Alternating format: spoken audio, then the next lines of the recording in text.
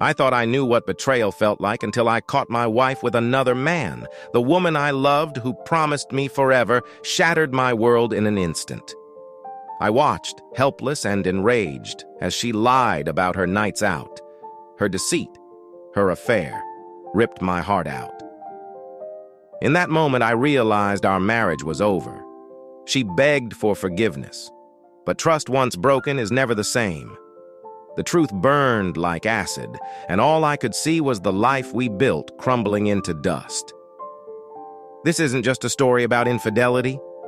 It's a story about betrayal, revenge, and the price we pay for love. This story is very close to our heart. It's a roller coaster of emotions.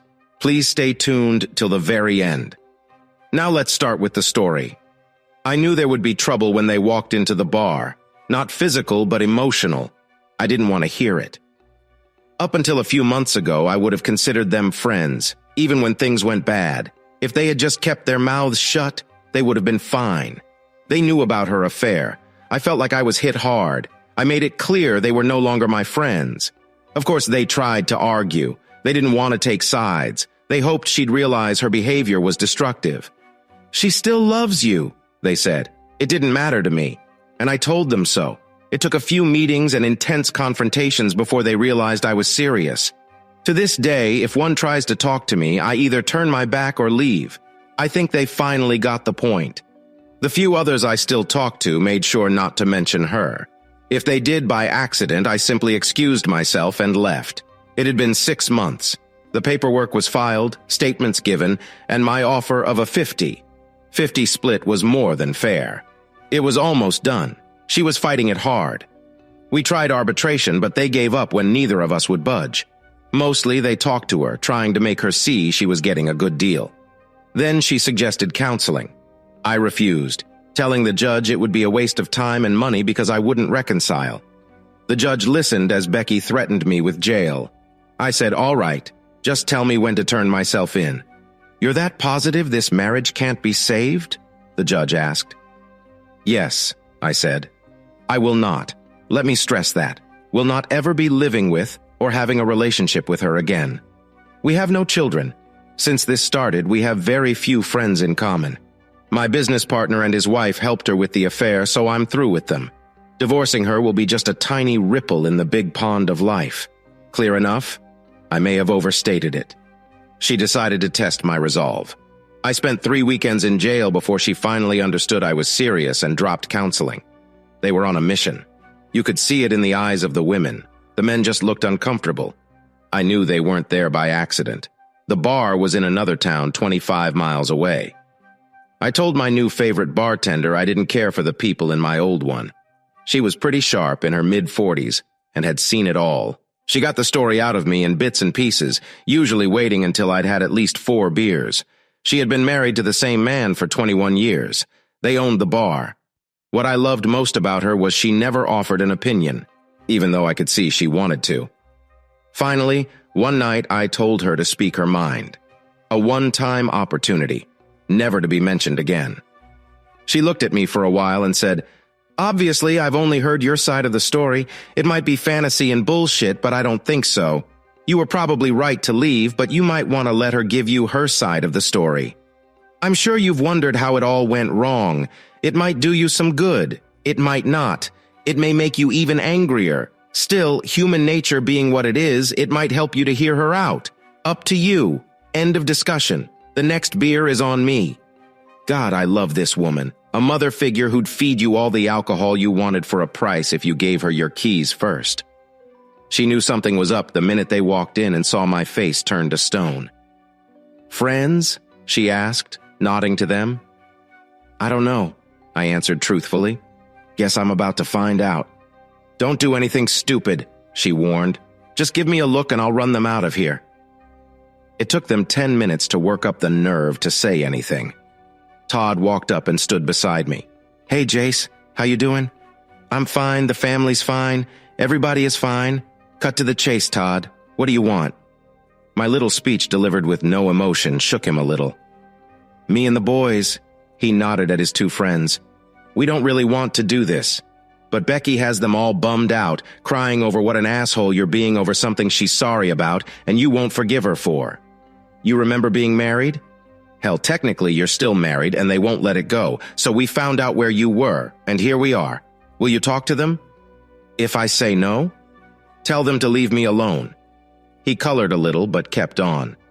It would probably hurt all their feelings, and they'd come after you anyway. Please, Jace. I let him stew for a minute.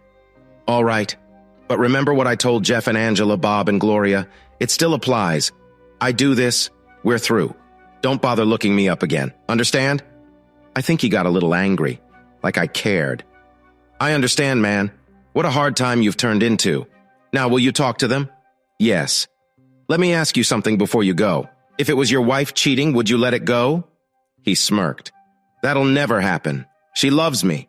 Yeah, Becky said the same thing, still does. Didn't stop her, did it? He frowned before I continued. First, go tell Sandy and George what I said and then have them come over here and tell me they understand. They might not be as whipped as you are. Then tell the girls I'll give them 10 minutes. No more. So they better be sure about what they say because they'll never get a second chance. I figured I'd have time to enjoy another beer by then. I turned away, dismissing him. He stood for a second with his head hanging before he went back to the table. I watched in the mirror as their heads jerked up and a heated discussion started. Sandy threw up his hands and walked over to me. I've always liked you, Jess. You don't deserve this. I'm a little ashamed of the whole thing and I'm out. I apologize for bothering you, but Tina is determined. We're going to have a long talk on the way home. This is the last time I'm going to put up with her meddling. I guess this is goodbye. He held out his hand. I shook it. So long, Sandy. You're one of the good ones. If I ever come back to town, I might look you up. Not Tina, though. George never really liked me much, so he had no problem. The women watched me like a hawk. I made them wait a little while before walking over. I sat down and they started talking. I held up my hand, got out my phone, and set the timer for 10 minutes. I could tell it really pissed them off. All right, you're on the clock. Go. Tina rolled her eyes. Really? Jess? A timer? 9 minutes and 49 seconds, I said. They talked over each other for a minute before they realized their mistake and looked at Carrie. Apparently she was to be the spokesperson. I know this is really none of our business, but they almost ran when I slammed my hand down hard on the table. Finally, somebody understands. You're right. It's none of your business, and you'd be well served to stay out of it. But you can't resist, can you? You're determined to talk sense into me because you're our friends, right? Then where the hell were you when she was out cheating? Where was your concern for me then? One word from any of you would have saved me a lot of grief. We wouldn't even be here now. But looking back, I can't recall you or any of our so-called friends ratting her out. Hell, a lot of you gave her alibis. End of rant. Let me reset the timer. They all sat there stunned before Carrie spoke up. She sounded annoyed. Jess, please, it was a mistake. She never meant for it to happen. We didn't know what to say. She's miserable. Her parents hardly ever talk to her anymore. Her boss has her on probation. She cried when she found out you'd saved her job. I think she's learned her lesson. Time to swallow your pride and take her back. I rolled my eyes. I'm sorry. I didn't read the wife-cheating handbook. I wasn't aware there was a time limit on how long I was allowed to be angry, so now it's okay. Fine. Kiss, kiss. Promise, promise. And we live happily ever after? Not hardly. You know, I'd be a lot calmer if you people wouldn't keep shoving her in my face. Still think you know best for us? They actually looked a little guilty before nodding yes. You all feel that way? I looked around the table and they all nodded their heads again. They babbled for a few more seconds before I stopped them. Hold on. Let's go off the clock for a second here, Carrie. If you found out George was cheating on you and all of us knew and didn't tell you, would that be all right? Or if the spouse was found out, that they'd eventually be forgiven? You love him that much? She frowned but said she would eventually. And if the person he was fooling with was someone you knew, a friend even married to a friend, could you forgive them also? She looked definitely uncomfortable. They all suddenly seemed very nervous. I'd like to think I would after a time if I thought they were really sorry. I grinned. Well, that's great because Jan and George have been cheating for about 8 months now. In fact, when I heard the rumors about you guys, I didn't believe it. And before you ask, I was going to tell you what I'd heard. But other things came up that required my attention. I left it alone because I thought you deserved to find out on your own like I did. By then, I didn't care about any of you anyway. It's why I moved here. I heard they had a better class of people, so take your pompous, hypocritical platitudes and shove them up your collective asses. I stopped, breathing heavily. There was dead silence around the table. So let the healing begin. That way we can all get over it. Carrie, tell Jen you forgive her. Jan, in 4 months you can promise her you won't cheat again, and everything will be fine. You'll have a stronger marriage for it. I'm pretty sure that's in a chapter of the cheating handbook somewhere. I stopped to catch my breath. Let's get Todd and George over here too, and do a blanket healing. And Carrie, don't throw too many stones, or I'll have to tell an interesting tale about you and a stripper during your last girls' weekend to Myrtle Beach. Did I mention Becky told tales when she was drunk and we were alone? Tina, you and Sandy need a new circle of friends. Looks like the old one is pretty worn out. We finished our conversation about me and Becky, but it looks like you guys have a lot to talk about, so I'll be leaving now. Let's not do this again. Ever. Bye. Was it a bad thing to do? Maybe. But it didn't bother me much. Without sin and so on, there was a lot of yelling and tears, and more than a few slaps. Sandy grabbed Tina, and they went to another table. He wasn't loud, but he had a finger in her face, and she was crying pretty hard. Finally, Marge, the bartender, told them to either leave or tone it down. They trooped out, all but Tina and Sandy. She timidly came up to me. "I'm sorry," she said with her head lowered, avoiding eye contact. Then she gathered her courage and looked up. "It's just that we thought you were the best of us. You guys seemed really happy. I didn't believe it when you split up, and I figured once you calmed down, you'd talk it out and get back together. I'm guessing everyone, especially Becky, didn't expect your reaction." "Are you really done with her?" "Yes, Tina, I am. But you're wrong. You and Sandy are the best of us. Learn from this and be more careful with your friends in the future. Go home now, love each other, and if nothing else, remember me and Becky. You can never be sure of anything, especially how someone will react to cheating. Maybe I'll see you around." Sandy apologized again, and they left holding hands. Marge nodded as they walked away. They seem like a good couple. The others, though, I'm not so sure about. I think the divorce court in your town will be busier soon. I nodded, agreeing, and gave her my keys. $30 for the cab and switched to whiskey. I was as surprised as any of them by my reaction. I like to think I'm a decent guy, still do. But you never know how someone will react to stress and cheating. The fact that I loved her deeply made the cheating even worse. At first, I wasn't really attracted to Becky. She flirted too much and seemed a little flighty. We didn't date for the first 2 years I knew her.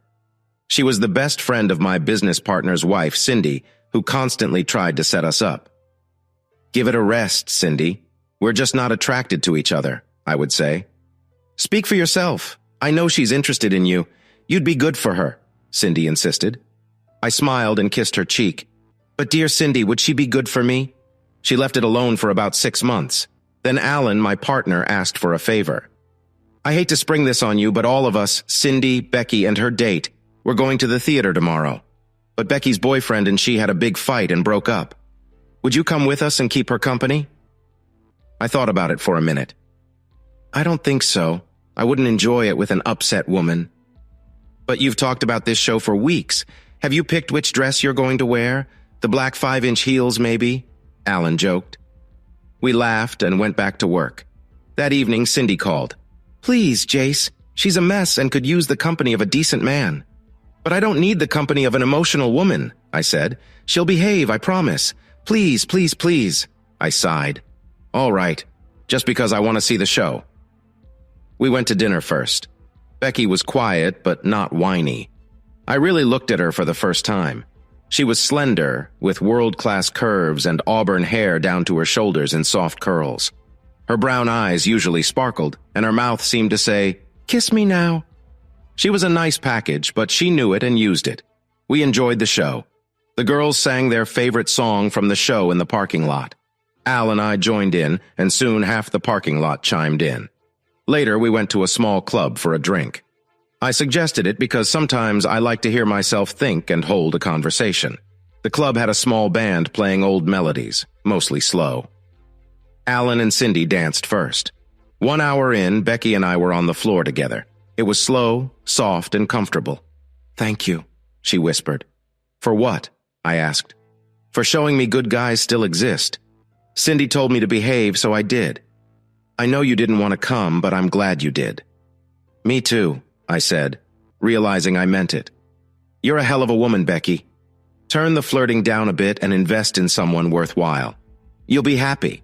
I'm not criticizing, just observing." She smiled. "Thanks.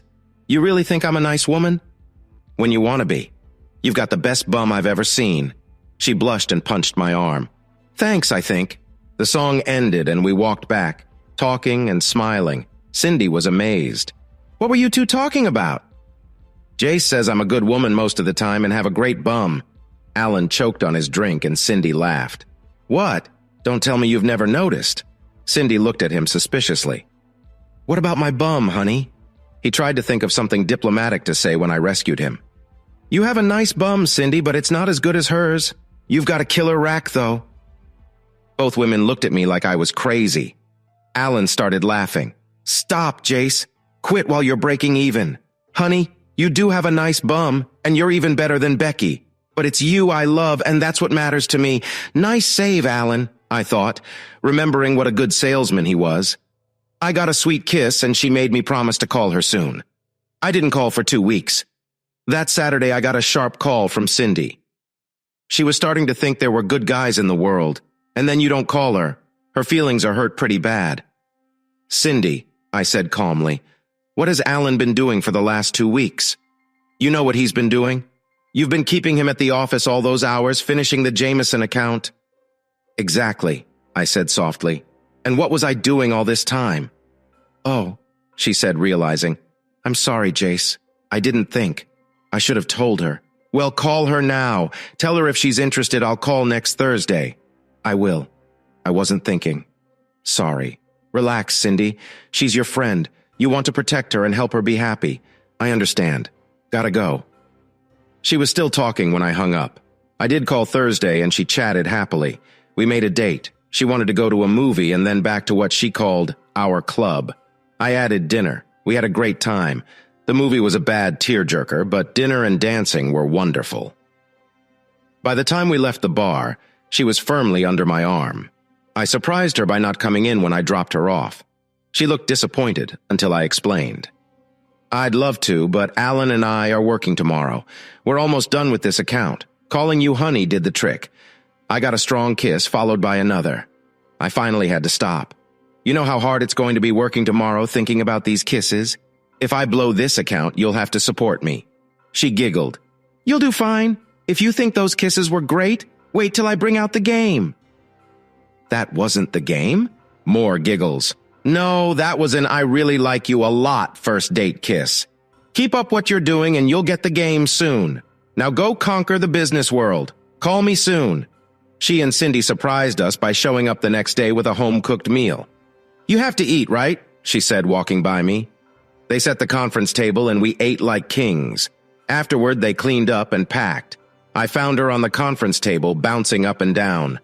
"What are you doing?" "Stress testing the table. I don't want it to break when we christen it." Cindy laughed and joined her. "Yeah, it'll hold us. Bye, honey." Becky got up. "Bye, honey. See you this weekend. We're going to the lake to grill and swim. You guys need some sun." The girls had both bought new bikinis. Becky wore a modest top, but a revealing bottom. Cindy had a modest bottom, but a skimpy top. I still don't know why we weren't thrown out of the state park. I think the lifeguard and manager being male had something to do with it. Alan and I almost burned the stakes because we couldn't keep our eyes off the girls. They laughed and put on slinky covers. We ate, played in the water, and got into a volleyball game against 4 guys. Every time they got ahead, Becky or Cindy would do something distracting. We won, despite not being very good. Just before dark, they dragged us into the water, snuggling up to us. When she pulled back and dove under, she popped back up, grinning. Cindy did the same. "Sorry," she said. "We were getting too hot." I looked around and saw Cindy was naked, her top off, bouncing in the water. "Honey, will you get my cover?" "Not in the least. Looks like I need to get Cindy's cover, too. That's her top, isn't it?" Cindy squeaked when she saw it. Becky teased her. telling her she had to come get her cover, while Alan just grinned. Finally, she tossed it to her. Hers was lighter, and it was like watching a wet t-shirt contest as she came out of the water. I heard a gasp and looked around. 3 teenage boys stood there staring. Cindy grinned, stretched, and asked Alan for a towel. Becky bent over, showing her bottom, and gave Cindy a towel.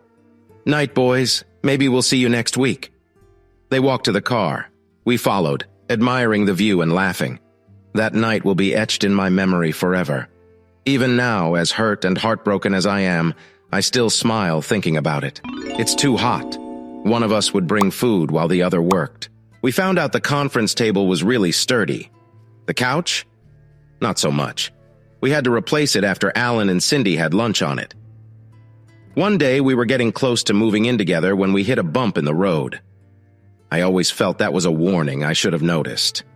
We got the big account we wanted, but it meant working long hours until we could afford to hire help. I usually worked more hours than Alan so he could spend time with Cindy. Becky and I hadn't been out in 3 weeks. She was a beautiful woman who was used to getting a lot of attention, and it didn't sit well with her. She was upset during our last 2 phone calls, despite my apologies. One Saturday at 5, I thought I'd call her and spend some quality time. She wasn't home. I called Cindy and she said Becky was out with her friends from work. After Cindy scolded me for not paying more attention to Becky, I wasn't in the mood. "All right, if that's how you feel, tell Alan he works every hour I do starting next week." Cindy tried to backpedal, but I hung up. 40 minutes later, Becky called. "Where are you?" she asked. "I couldn't reach you, so I went back to work. Enjoy your night out. I'll call you tomorrow." She was still trying to talk when I hung up. Cindy had killed my mood and I wanted to be alone. I decided to get some hot dogs from a mom-and-pop place down the street that had killer hot dogs and onion rings. After all, I wouldn't be kissing anyone tonight. I grabbed a couple of breath mints on the way out, just in case. I started home but remembered a club Cindy told me about. It was like the one we liked, but with more jazz. She read about it in the entertainment section and thought it might be a nice change. Maybe they'd be there, but either way, I could check it out. It was a nice place with muted lighting, dark wood, a pub-style kitchen, and a nice bar. They had a 3-piece band with drums, piano, and stand-up bass. They were pretty good, even if I wasn't a big fan of jazz. I remember thinking Becky would like it when I heard her laugh. This had been where she went with her girlfriends. Sneaky little devil. I started into the lounge area when she walked into view, arm in arm with a guy I'd never seen, heading towards the dance floor. It didn't bother me at first. We were often asked to dance by others, but not often. I looked around and didn't see any single girls. I decided to hang back and see what was going on. I took a small table off to the side and watched. They danced 3 more times, the last with his hand firmly on her bum. The kiss at the end and the one at the table sealed it. I hadn't asked her to be exclusive, but I expected her to be upfront if she was dating others. It hurt a lot. I wrote it off as a life lesson and started to leave, but then I remembered she said she was out with the girls. I got the waitress and had her take them a round of drinks in exactly 5 minutes, giving her a $20 tip. She had the radar of a good cocktail waitress. "There's not going to be any trouble, is there?" she asked. I assured her, saying they were friends and I felt foolish not noticing before. The drink was an apology because I had to leave and hadn't talked to them. She bought it, kind of. I waited a minute and dialed Becky's number. The band was on break and I heard it ringing from where she was sitting. She looked at it, said something to her companion, and answered. "Hi, honey. Change your mind?" she asked, sounding so sincere. "No, I'm beat. It's best for me. Say hi to the girls for me." "Where are you? It sounds quiet." "The band's on break and the girls had to go potty. I'm guarding the drinks." The waitress was approaching with their drinks. They looked over at me and I stepped out of the shadows. "The fedora is nice, isn't it? Tell your girlfriend not to go into the ladies' room dressed like that. They may not understand." Her mouth opened and closed a couple of times before she could recover. I was already out the door. I sat in the darkened lot across the street and watched as she ran out, looking around wildly. Her date came out and said something, but she shook him off. The phone started ringing and I cut it off. I didn't feel like talking. Her date argued some more, but she kept shaking her head no. He finally gave up in disgust and went back inside. 15 minutes later, Cindy roared up in her SUV. Becky climbed in and they headed towards my apartment. I went the other way, not in the mood for drama. I found a motel, paid cash, and knocked out for 10 straight hours. There was no one in my parking lot when I got home, so I showered, changed, and headed back out. I went by the office, but Alan and Cindy were there. I figured Becky was lurking somewhere, so I drove by, went 4 hours away to the mountains, called, and left a message at their house. I told them I needed a break and would be back Tuesday. I slept, walked around in the sunshine, and enjoyed it immensely. I ate when I wanted, what I wanted, and even stopped at a tourist trap and bought them some gifts. Tuesday morning, I was in the office bright and early. I parked the car out of sight, and Alan nearly jumped out of his skin when he walked in. He grabbed his phone immediately. "Use that and I'm gone for the rest of the week, understand?" He nodded, watching me warily. "Good. Let's get to work. I feel great. That little break made a world of difference. I've come up with some good ideas. Tell me what you think." So, until lunchtime, we worked away. He was excited about the new ideas. At lunch, I told him I'd see him in an hour and left. Usually, I ate a sandwich at my desk and kept working. He had been back 20 minutes before me. Cindy arrived 20 minutes later. She took a deep breath, but I held up my hand. "I'll talk first if you don't mind. Becky doesn't owe me anything. Honestly, we hadn't talked about being exclusive. I would have hated it, but understood if she wanted to see others. But she didn't. And then she lied about who she was with and where she was. That tells me a lot." She started to speak, but I held up my hand again. "Not done yet. Tell her not to bother me. I'll call her sometime this week. One more thing. Did you know she was on a date and then lied to me about it? If I think you did, it would affect our friendship greatly. If I can't trust you, you're not my friend. Understand?" She paled a little, and Alan looked uncomfortable. Then she lied. "I didn't know, or I would have stopped her. I'm mad at her too, Jace. I thought she was finally growing up. I'm as disappointed as you are. I chewed her out over it." "When?" I asked. "That night she called me from the club, a crying mess. We spent half the night looking and waiting for you. We finally went to my house and crashed for a few hours. You had come and gone while we were asleep. Can I at least call her and tell her you're back and we'll talk to her?" I sighed mentally. Maybe she was telling the truth after all. "Yes, call her now.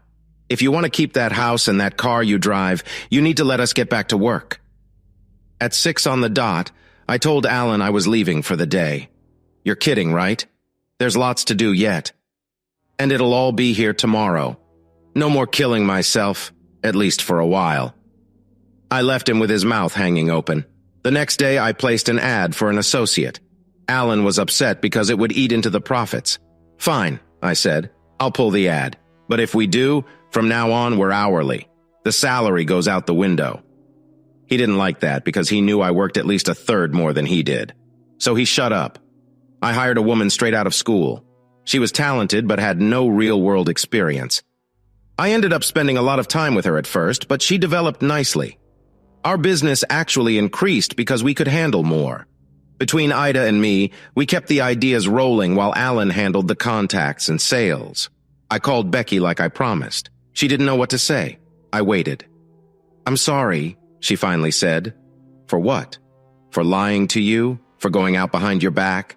I was climbing the walls and just wanted to get out. I wasn't going to sleep with him, I just needed a companion. I understand, and you hadn't made me any promises, but I expected honesty. And you lied.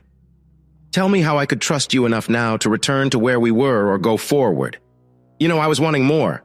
I thought you did too." That offhand comment actually sent her into a rage. "Damn you! You always had it in the back of your head. I couldn't measure up, didn't you? I bet you patted yourself on the back and said, 'I told you so.' I was falling in love for the first time in my life. I was scared and lonely. I screwed up. I'm sorry." I said it gently, just above a whisper. "I'm sorry too, and I was already in love with you." I hung up to her voice, pleading with me to stay on the line.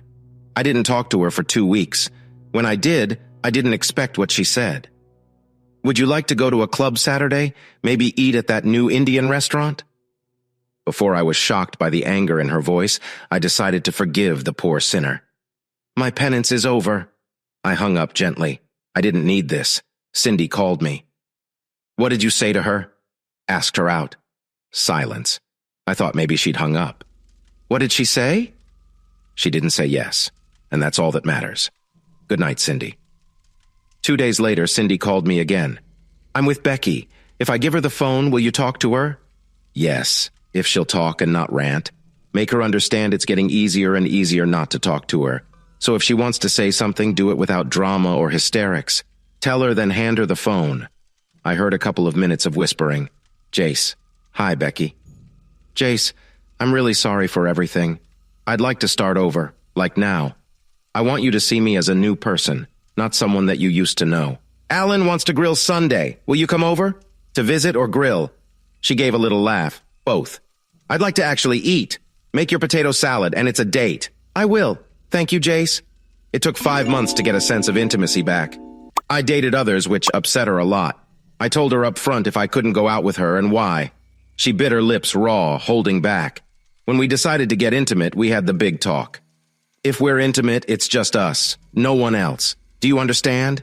Even if you just go out with old friends. If I find out from someone besides you, we're over. There won't be any rising from the ashes this time. And I don't intend to be your jailer. I won't be checking up on you. You're on your own. Screw up and it's all you. She agreed too quickly for my taste. I want you to really think about this, Becky. I'm talking long-term commitment here. Don't give me your answer yet. I need to get tested before we do anything. I don't want to bring anything extra with me. For the first time, she understood I'd had sex with others.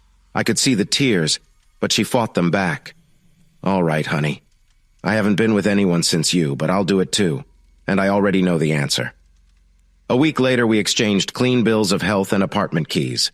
Make love with Beck was always exciting, but the welcome back sec nearly killed me. I actually fell asleep at work twice. Alan said something to Cindy, and she told Becky to let me rest occasionally so she could keep her house. She agreed reluctantly. I still worked long hours, but not like before. The experience had taught me to prioritize. We had been living together for 8 months when I called her at her job. Can you get off this afternoon? I wouldn't ask, but it's really important. She agreed instantly. So I picked her up, handing her a drive-through bag. Sorry, babe, this will have to hold you until dinner. I refused to tell her what it was about. We drove to a nice neighborhood and pulled into a driveway. There was a for sale sign out front and a realtor waiting. Is this your wife? She asked politely. Maybe, I said. I'll know by the end of the day. Becky looked at me like I was crazy. Well, let's have a look, shall we, dear? Really? Men have no clue what's really important in a house, don't you agree? They understand structure, brick and wood, but they don't have a feel for comfort or possibilities. She kept up her chatter as she showed her the house. 3 bedrooms, nice big lot, small patio. Excuse me for just a moment while we confer, will you? She said to the realtor before grabbing me into the living room. Look, honey, a fireplace. She wasn't going to be distracted. She backed me against the mantel. What the hell is going on here? Really, Beck? Isn't it obvious? We're house hunting. I don't want to start married life in an apartment. Besides, when we have kids, we're going to need the space. I don't think she heard much past married life before she launched into my arms. I scraped the back of my head on the stone mantel and didn't care at all. Then she cried. Then she giggled. Then she got serious. Where's my ring? I haven't got it yet. I thought we'd pick it out together. The realtor came looking for us and heard the last. She laughed. What did I tell you, dear? Clueless. I swear if we didn't guide them, the species would disappear. Are you up to looking at a few more houses? She nearly dragged both of us out. I got to sit in the back while they talked. Location, school districts, shopping access. I stopped listening after 5 minutes. We looked at 4 more before we went back to our car. She wanted to look at that one once more. When we got to the living room, she looked at the mantel, smiled, and said, This one. It took a week to do the paperwork. Our business was booming. We had hired another associate, and Alan was training a new salesman. With the hefty down payment I was able to make, we were able to move in less than a month. Of course, we didn't bring any of our old furniture. I let her go until she got to the patio in the garage. Mine? I said defiantly. She laughed and agreed. I spent a little money and installed an outdoor kitchen and living area, even had a clay oven built. I loved it. We ended up cooking outside 10 months out of the year on a regular basis and sporadically the other 2. Cindy was a little jealous, and before we knew it, we had new neighbors. A block over made it easier to share rides to work. I swear they wore a groove in the sidewalk going back and forth. Things went great for 3 years. Cindy couldn't have children, so they went through the long, frustrating process of adoption. The patience paid off when they got a set of twin girls, 18 months old. We held a little party to celebrate. That turned into a tear fest for the girls while we learned what it was like to watch 2 active toddlers. "Your life is over," I laughingly told Alan. "No, it's not," he said through obvious tears. "It's just beginning." I was really quiet as we walked home. So was Becky. I stopped at the end of our driveway when I asked, "In 4 months?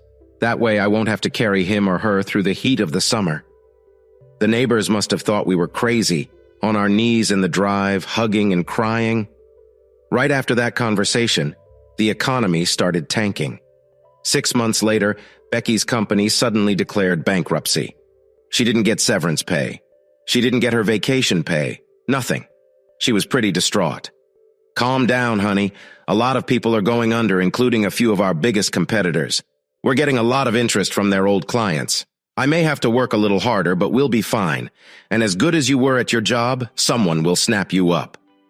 The economy got worse, and she never found another job in her field. No one wanted to pay her what she was worth. Despite her experience, they could get an MBA straight out of school for half as much. She fretted. She brooded. She and Cindy joined a gym close enough they could walk to, pushing the kids in strollers. This kept her going for a few months. Never really out of shape. She was like a rock after a couple of months.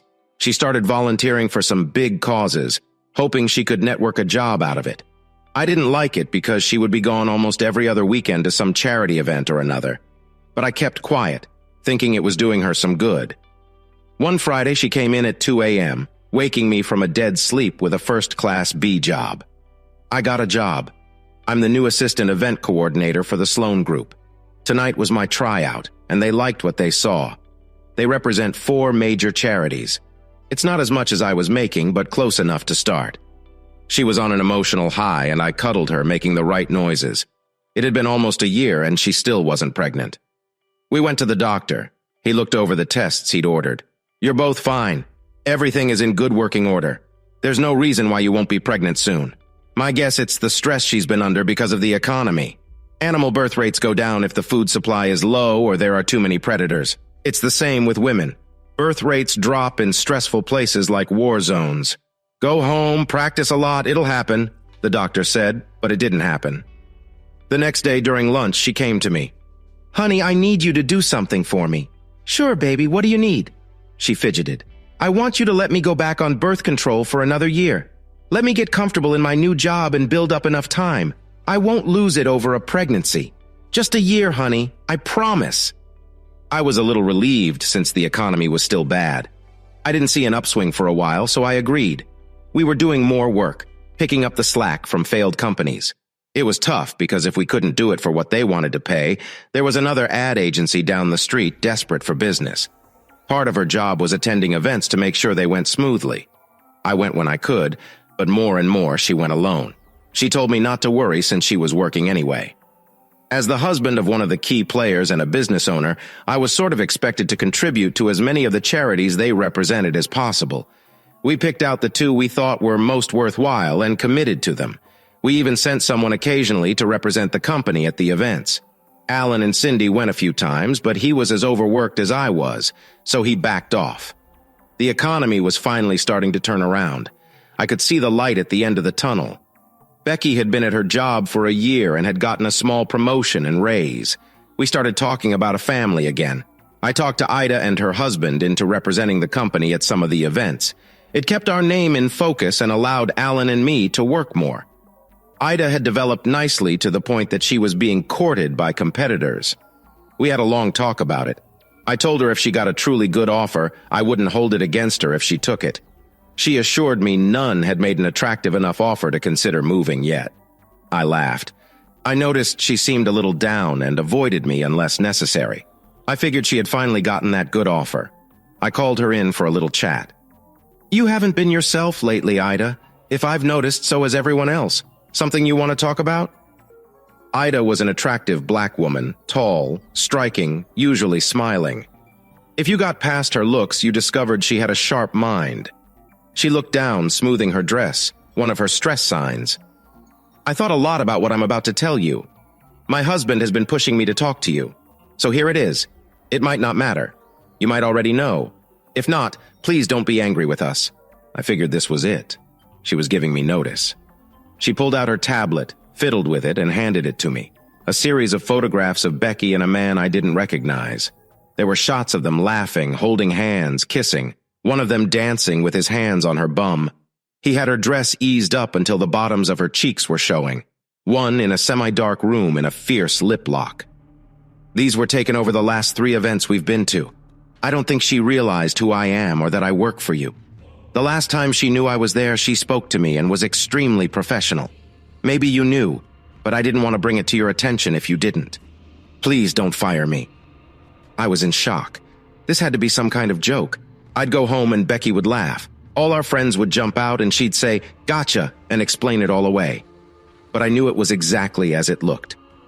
I sat for a minute before telling a nervous Aita her job was quite safe and asked if she would transfer the images to my computer and burn me a hard copy. She stood. "You didn't know, did you?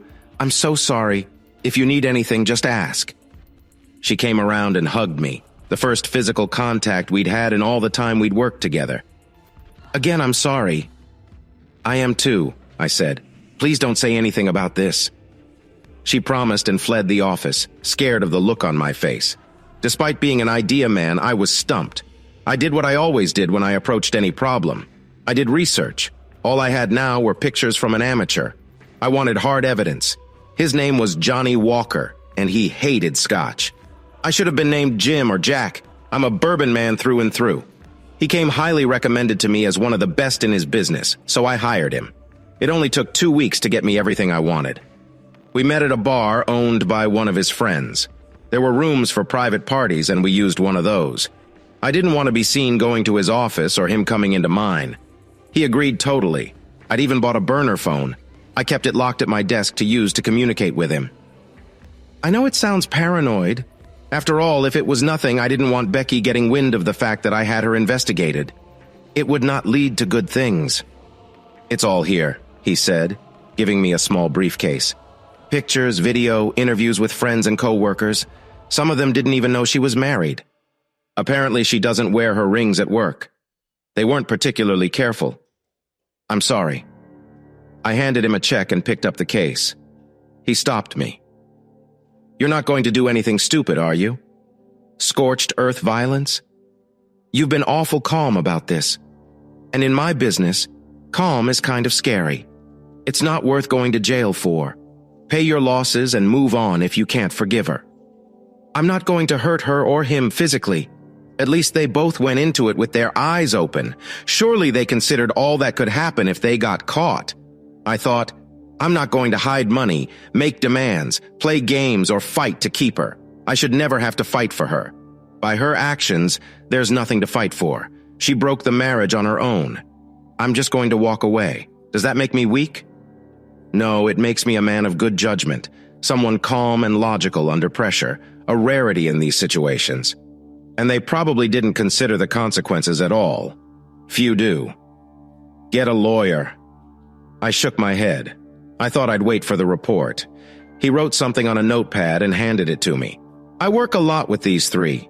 They're all good. The first is a shark. He isn't happy until blood is spilled. The second is the guy you want if you want to stop a divorce. Not a good choice for you. The third guy is your man.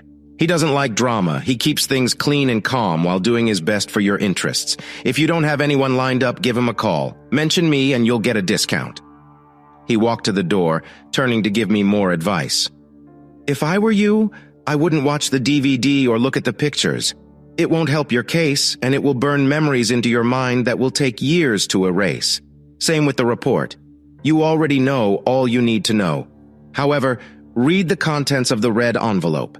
There's some interesting information about your friends and their knowledge of her affair. We won't turn off the phone tap for another 2 weeks. Again, I urge you not to listen to them. Call if you need anything else. I took the case to my office, extracted the red envelope, and locked the case in the bottom of my file cabinet. I'd take his advice for now. I called the third man on the list and set up a consultation. Paul Whitfield ran a small three-partner office. The offices were in an old building with ornate moldings and high ceilings. He saw me looking and grinned. "We own the building. I insisted we keep the decorations. Gives the place character." I liked him instantly. He warmed up during the meeting, and when we were done, I had a divorce lawyer I felt I could trust. He approved of the amicable split and said he could do better on the settlement. "This isn't a no-fault state, but it should make it easier for everyone. If she doesn't fight, I think she will. I've learned recently that I have no idea what she's thinking or doing. When can we file?" "Thursday or Friday, whichever you think best." I thought about it. "Can we have it done on a Saturday evening?" He looked at me.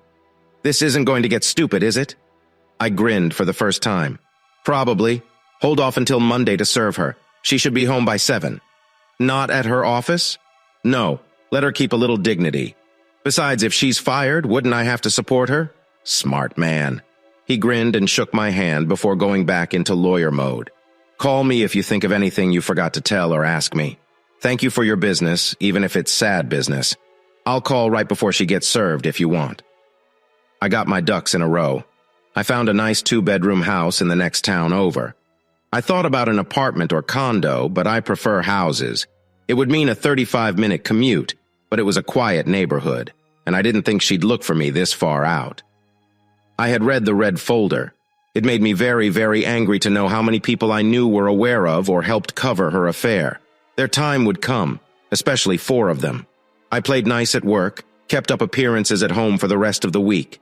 She was feeling amorous Thursday, letting me warm her up for the weekend. I guess by now she was just nothing to me. I didn't really make love to her, but it wasn't exactly loving either. She got off, I got off, then I got off her. "You seemed a little distracted tonight, honey. Do I not do it for you anymore?" She acted playful, but I sensed an undertone of fear in her words. "You've always done it for me, Beck. I'm just tired and stressed. Let's get some sleep." I tried, but I just couldn't make myself cuddle, so I turned over and faked sleep. She snuggled up to me, spooning. "Love you, baby." I didn't answer, still pretending to be asleep. I think she could tell I was faking, but she didn't say anything. In the end, I couldn't stand it. Straying right into what Paul called stupid territory, I waited until almost an hour after the event started before walking through the doors. I stood on the edge of the crowd, watching them hold hands and share little kisses. The band started up and I watched them sway across the floor. He was a better dancer than I'd ever be. Other than that, I didn't see it. He wasn't as tall or as toned as me. No accounting for taste or lack thereof, as my great-aunt was fond of saying. I was almost to them when I stopped dead. Cindy. She appeared right in front of them. They hugged and they all laughed. I wondered if Alan knew she was here. I was like Moses parting the Red Sea. One look at my face and people got out of the way. Becky must have noticed how the crowd was moving back. She turned, still holding his hand, and looked right into my eyes. She froze for a few seconds before trying to form words and let go of his hand. He grinned, the happy grin of a guy whose life is good, and held on. "Friend of yours, hun?" he said, finally letting go and holding out his hand. "No," I snarled. "Husband." He paled and took 2 steps back. I looked at Beck. "Aren't you going to introduce us?" "Chase, honey, it's not what it looks like." "Give it up. It's exactly what it looks like. My wife keeping company with another man. How's that for putting it politely?" I could have said, "The a-hole my wife is screwing. She's cheating on me with a sleazy guy who has no problem with hooking up with a married woman." I was getting louder, so I took a deep breath to calm myself. Her lover was trying to blend into the crowd. Quite a few people were watching. I called out to him, drawing even more attention. "Where do you think you're going? You've got the guts to sleep with her, but not stand by her when things get tough. That says a lot about you, doesn't it? But don't worry, she's yours now. I'm done with her." Becky was pulling my arm, begging me to calm down and talk somewhere private. I pulled her hand off me. "I know, Beck. I know. Don't try to explain it. Don't insult me by pretending there's a good reason. We're through. Understand? I left you something on the dining room table. It should remind you of some good times." I looked at Cindy, who looked terrified. "Don't ever speak to me again. If we're in the same room, stay far away from me or leave. Actually, I do want to know one thing. Did Alan know? She hung her head, which told me all I needed to know. Then tell him we're through as business partners. He can buy me out or I'll sell my half. Things got messy. She called, Alan called, Cindy called over and over. I didn't answer. I deleted the messages. I kept my car in my garage with the door down. I walked to the grocery store and a bar. Didn't like the bar, but the store was fine. I surprised Alan by showing up at the office Monday. He started to talk, but I stopped him. I know you now, I said. Cindy told me everything. I'll never forgive her for helping her keep it a secret. Tell your wife to stay away from the office. If she insists on coming here, I'll let the business fail and walk away. It's easy for me. That includes Becky, her lover, and any of our so-called friends. I already called the police about restraining orders. They told me to talk to my lawyer. Becky and Cindy were banging on my office door. I called Alan. If you want to stay in business, make them leave now or I'll leave and never come back. I could hear them arguing through the door. Becky refused to leave, and Cindy supported her. Alan was trying to make them understand. Please, girls, this is his place of business too. He has the right to be here. If you push it, he can get a restraining order, and that would be bad. He said he'll sell his half of the business. If I don't buy it, he'll sell to someone else. We can't afford that now. He's the idea man, the brains behind the business. I just sell what he comes up with. Cindy, think about the kids. I heard more mumbling, then silence. Alan called me. They've left. You can come out now. I don't think so, I said. As long as I'm in here, I'm in a safe zone. Go back to work and ask Ida to come in. He started to beg again, but I hung up. It's been an interesting few days. Want to hear about it? Ida asked as she sat down. Curiosity got the better of me, so I nodded. I was there. You forgot, didn't you? I nearly freaked out when I saw you, Mac. Her husband and I were trying to catch you, but you were too quick. Mac said he saw murder in your eyes. You scared a lot of people. After your speech, Becky tried to follow you, but Cindy and the guy held her back. Cindy told her to give you time to cool down. Becky cried, saying if she didn't get to you, she'd never get another chance. But by the time she broke loose, you were gone. Many people left after the scene. I bet donations were lower than expected that night. Do you know his name? I asked. Yes. And his age, where he lives, his car, his past, and everything else I could find, she replied. She shuddered a little. You're not going to do anything cruel, are you? Yes, I said, making her pale. I'm going to ignore him. Every time he hears a noise or sees a shadow, he'll think it's me. He'll be a nervous wreck for a while, then realize I don't care about him. That will be the biggest insult. What about your wife? They had to almost carry her out. She's starting to realize how bad it will be. I don't have a wife, I said, stone-faced. Then I grinned. But if anything happens and you're single, I'll be interested. Boys aren't all bad, she smiled. I don't usually cross lines, but I'd make an exception for you. We hugged, and it felt great. She pressed against me, and I smiled. She grinned back. We worked the rest of the afternoon. When I came out, there were 2 envelopes on my bike seat, one from Cindy, one from Beck. I knew Alan was watching as I dropped them on the ground and left. I hadn't gone far when I saw a familiar SUV behind me. I laughed. Let the chase begin, I thought, riding my Yamaha Roadster, my one nod to success. Beck loved our time together, exploring new places. I suddenly turned right at a red light. They were 2 cars behind and got stuck. I drove into a parking lot 3 blocks away, waited until they passed, then went back the way I came. They were probably still looking for me when I pulled into my garage. I carried the burner phone I had bought and left my regular phone locked in my desk. I still used it for business, screening and deleting everything except messages from customers and my lawyer. Eventually, a registered letter came, which I signed and sent back unopened. My lawyer handled all the communication. She's a firecracker, he said, and she knows a lot of colorful words. She was living in the house and I was paying half the mortgage.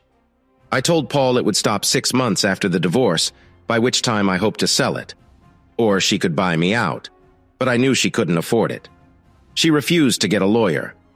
Paul shrugged. She's not required to, but the judge will likely suggest she get one at the first hearing. She'll try to drag it out to get to you. She's not letting go.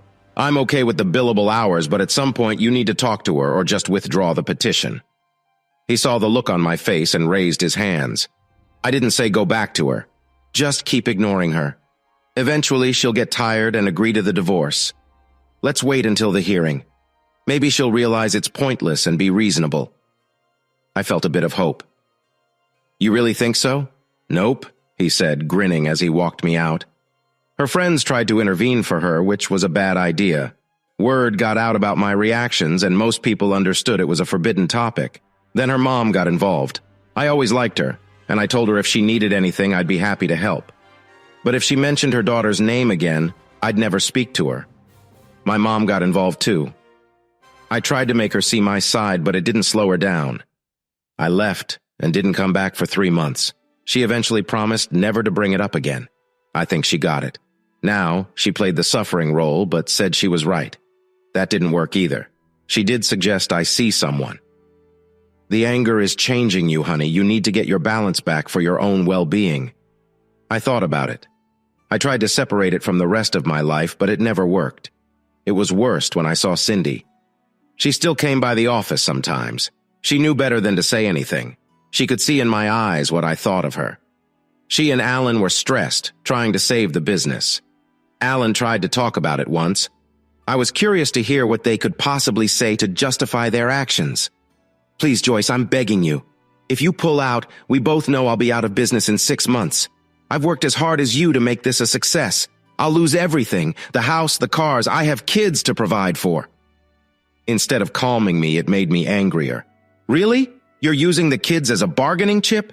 Did you think about how I'd react knowing my best friends helped the love of my life cheat on me?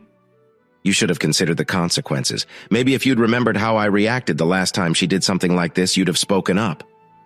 Were you thinking about the kids while lying to me? He flushed with anger. It's time for you to get over yourself. She cheated on you. I'm sorry. I shouldn't have let Cindy and myself get involved. I was trying to protect you. Do I need to kick your mom to make you understand? Wrong thing to say. If you wanted to protect me, why didn't you tell Beck she was making a mistake and threaten to tell me? I think you were more worried about the business. This cash cow is done. Alan, you're good at what you do. You'll find a job easily, especially now that the economy is improving. You may not have the same quality of life, but you'll survive. Cindy could work to help. It might give her a dose of reality. And as for kicking my bum, you have no idea how much I want you to try. My mom says I need to release my rage. Pounding you might help.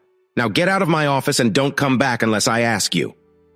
Alan is 64, and he outweighed me by 60 pounds, but he didn't have my rage. He grabbed me, spinning me around. I didn't give him a chance, swinging instantly. I put all my pain and rage into one punch, landing between his eyes. He went down like a building collapsing. I stood over him, rubbing my knuckles. We're done here. Let yourself out, and don't come back. The door had been open, and our new salesman stood there, mouth wide open. I think I'll work from home for the rest of the day. Help him up, will you? I said. It was 2 days before I went back. He had been treated for a concussion and looked like a raccoon with 2 black eyes. From then on, we communicated by email. The punch scared me. Mom was right. I needed to see someone. Kathy Grimes was one of the best in her field, according to what I had found. It took 2 weeks to get an appointment. She was about my age, very professional, with a warm and disarming manner. Judging by the pictures on the wall, she was happily married with 2 preteen children. Nice-looking kids, I said, looking at the pictures. She smiled. Thanks. Do you have any? No, I sighed. Don't think it'll ever happen for me.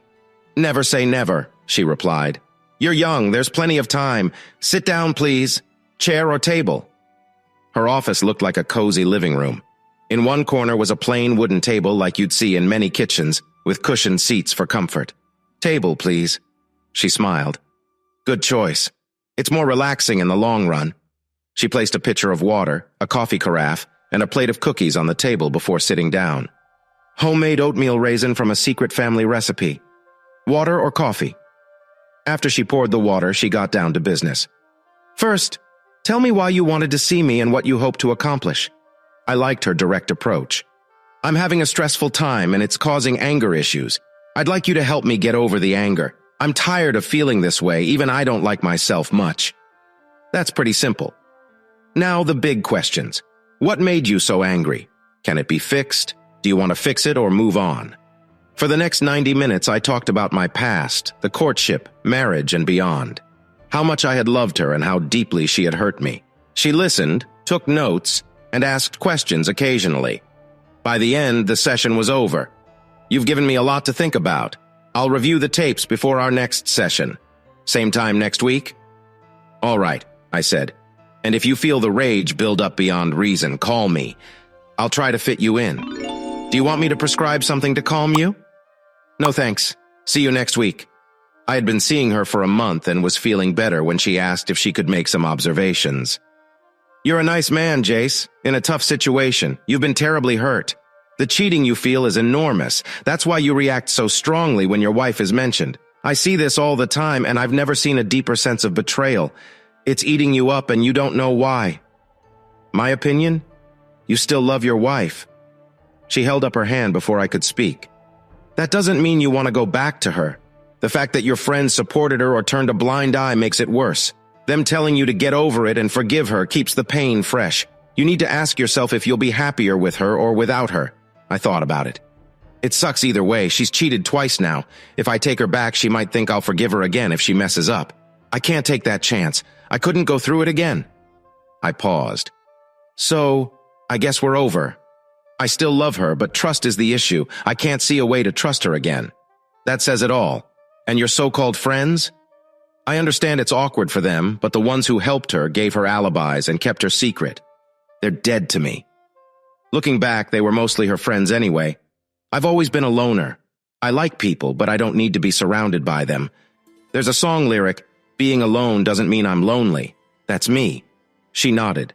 That's consistent with my understanding. My opinion is to go ahead with the divorce. But you need to talk to her. As long as you don't, she'll hold on to hope. Tell her why it won't happen.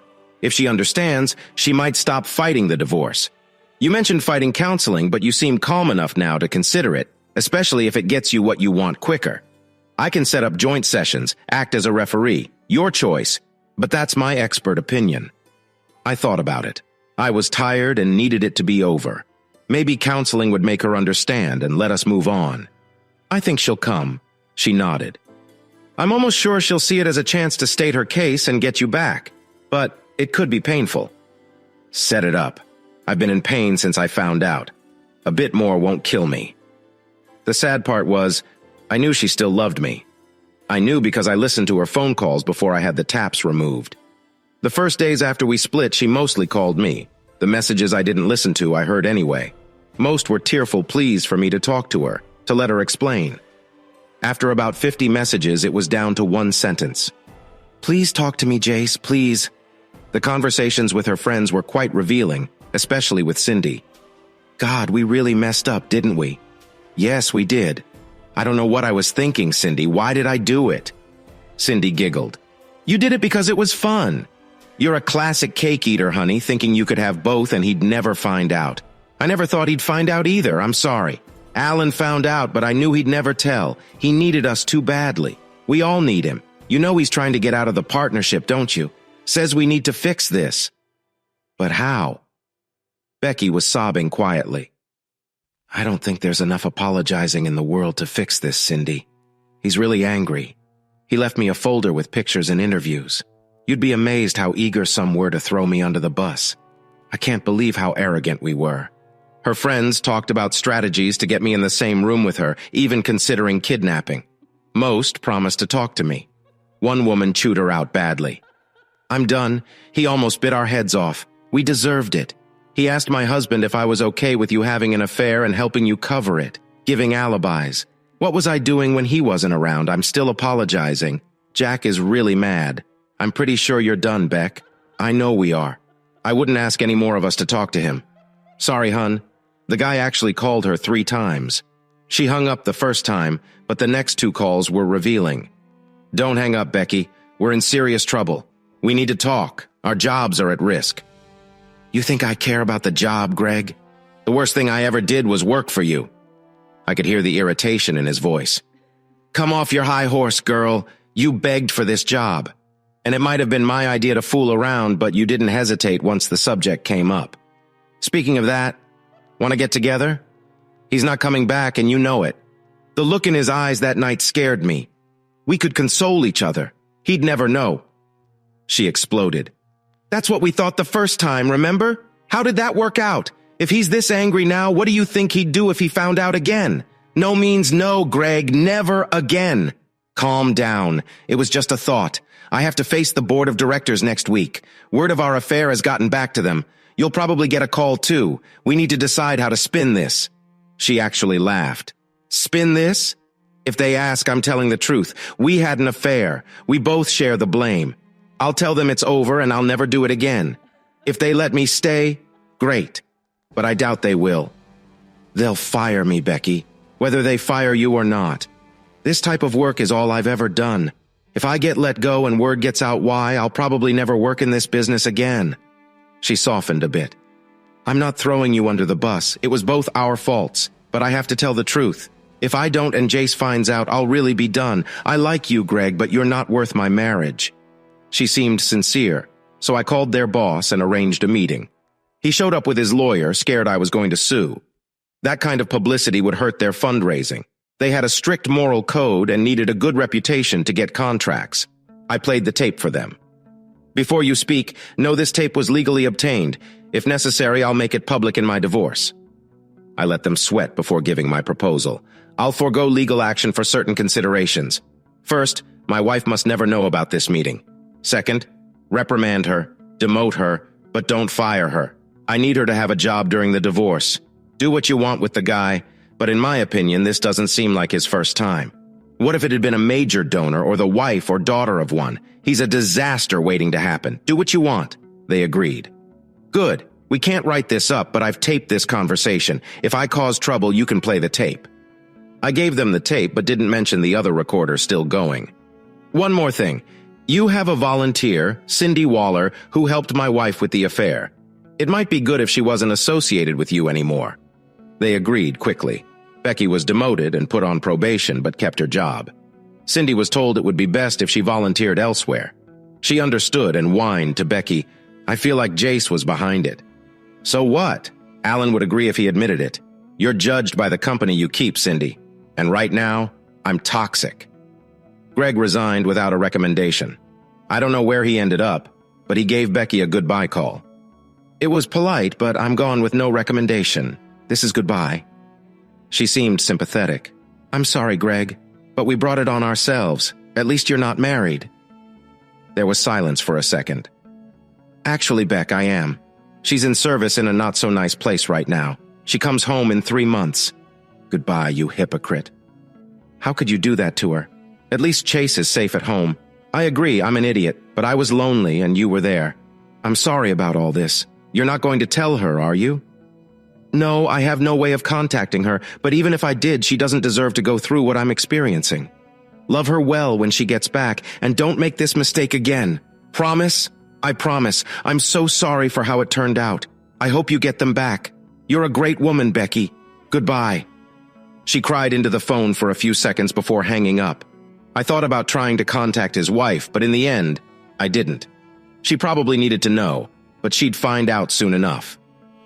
Kathy contacted Becky, who jumped at the chance to talk to me. She suggested Becky attend 3 sessions alone first. Kathy was trying to prepare her, but Becky was too stubborn to see it. The first session finally arrived. I figured she'd try to ambush me, so I made sure to be there 30 minutes early. Becky was really surprised when Kathy brought her in and found me already there. Jace? She cried, trying to hug me. Kathy stepped between us. Becky, for this to work, you have to give him space. He's made it clear he doesn't want any physical contact. If you don't follow the rules, he'll leave and won't come back. Understand? It took her a few minutes, but she calmed down and sat at the table. Becky, listen to me. I know you have things to say, and so does Jace. Be calm, be clear, and avoid dramatics. Do you want to go first?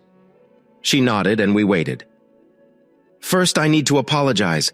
Jace, I know what I did was wrong. You have every right to be angry. I have no excuse. I'm not even sure now why I did it. Was it worth the pain I've been going through? No way. I would never be that stupid again. Not for anything. But Kathy told me that being sorry and apologizing won't change anything if you can't forgive me. I know I ruined a good marriage. What I need to do now is convince you to give me another chance. If after these sessions you still can't forgive me, I'll walk away and not fight the divorce. Will you promise to talk to me? I looked between her and Kathy. Maybe those individual sessions had helped. I spoke, seeing Becky waiting for me to say something. I know that speech took a lot out of you. Beck, I've been thinking about it for the last few days. We've known 5 couples who split up over cheating and went to counseling to save their marriage. How many made it? I checked. 1. Gary and Sherry. And they don't even cuddle in public. The little touches they used to share are gone. It's been 2 years and they're still not back to normal. Could you live like that? Knowing I'd suspect you if you were gone for an hour or two? If I automatically tried to verify everything you told me, snooped in your purse, checked your computer and phone regularly? I couldn't. She flinched at my words, but kept a determined look on her face. If I got to cuddle with you every night, I could do anything to reassure you, to show you I've changed and you can trust me again. I threw up my hands. There it is, another magic word. Trust. How would you get me to trust you again? You cheated when we were dating and lied about it. I should have seen it then. Now, after all this time, planning a family, a future, you do it again. Were you lonely this time? Bored? Because I was out trying to build a business and a better future for us. I was finally letting go of some of the poison, and it felt good. Becky looked horrified. Kathy stepped in. Our time is up. Becky, I want you to do some homework before our next meeting. Think about what Jace said and tell him in detail how you plan to get him to trust you again. Jace, think about it too. Do you think you can get over your anger and try to rebuild a relationship with Becky? Be honest and clear, that's all. Until next week. Jace, could I see you for a second before you leave? Good night, Becky. We stood and watched as she went to her car, sitting there for 5 minutes before pulling out. Kathy looked at me. You're absolutely never taking her back, are you? No, I said sadly. She sighed. I didn't think so. We need to refocus the sessions. Get her used to the idea and let her down slowly. If you have any love left for her, break it to her gently. We tried, Kathy and I, but Becky refused to give up. I tried every way I could think of, and some suggested by Kathy, but Becky never understood. In the end, I just stopped it. You broke your most solemn vow, Beck. You made it look easy. Even now, I know you regret what happened, but deep down, I get the feeling you can't see how serious it was. I considered it life-altering. You liken it to spending too much money or wrecking the car. Didn't you feel anything when you did it? She didn't give me a direct answer. Talk about feelings. You're the one who turned to stone. Give me one more chance, please. How can you sit there with no emotion while I fall to pieces? You still don't get it, do you? There's plenty of emotion inside me. It's emotion, not intelligence, that makes us human. All animals think at some level, but who besides humans feel love, hate, desire? I've just gotten better at controlling them. I let her talk another 30 minutes before holding up my hand and rising. It's over, Beck. Accept it and move on, understand? I still love you, but it's not enough anymore. The divorce is final in 4 weeks. It's best for both of us. You're still a young, beautiful woman. You'll find someone else. When you do, if you ever get tempted, think of us. He'll deserve your best. I walked out, my heart breaking again as I heard her cry. Kathy called me 2 days later. I just finished a session with Becky. You know I can't tell you what we talked about, but she still thinks she can win you back. Watch for her. I know she'll be around and I'm worried. I'm really sorry it ended this way. I think you should continue seeing me for a while. Shall we make an appointment? I thought about it. Not right now. I'll call you in a month or so. Thanks for everything, Kathy. Kathy was right. Becky had one last try before she gave up. I loved her family, except her oldest brother. He was a cop, a shift commander, and a bully. We tolerated each other. He started pulling me over regularly just to mess with me and demand I forgive his sister. I talked to Paul. He had me log the next 4 stops, and the commander had to explain himself to the assistant chief. The stops halted, but he didn't like me more. 2 weeks before the final hearing, the sun was shining, spring was in the air, and I was happy for the first time in a long while. My Yamaha was humming along that Saturday morning when the lights came on behind me. I pulled over and was getting my license out, not looking at him, when he tasered me, put me in cuffs, and threw me in the back of his car. I came around when he stopped at a nearby park, pulled me out, and handcuffed me to a bench. Then he handcuffed Becky to me. You'll listen now. I'll be back in 45 minutes, and I better see smiling faces. Becky babbled while I tried to clear my head, apologizing for what was happening. Can we talk now, baby? I looked at her, trying to find the woman I married in her eyes. She wasn't there. Like I have a choice, I said, smiling. Just hand me my phone. I had someone waiting on me. Then I'll be all ears. Okay. She got my phone out and handed it to me. I dialed 911. 911, state your emergency. This is Jesse Gooding. I'm in Armstrong Park on the bench on the south side near the gazebo. I've been kidnapped and handcuffed to the bench and another person. I repeat, I've been kidnapped. Becky looked horrified, trying to wrestle the phone out of my hand, screaming. People in the park started coming over. Sir, a car has been dispatched. Do you know your abductors? Shift Commander Jeff Sterling. I'm handcuffed to his sister. Help! The car must have been nearby. It arrived in less than 2 minutes. Becky was still screaming while the officer tried to remove the cuffs. Her brother came roaring up, sliding across the grass and scattering onlookers. I got this, patrolman. The officer hesitated, looking at me. If you leave me with him, it makes you an accomplice. Jail time, maybe loss of career. Definitely call someone higher up. He made the call, and soon 6 cop cars surrounded us. Nobody was arrested, pending investigation, and I was taken back to my bike.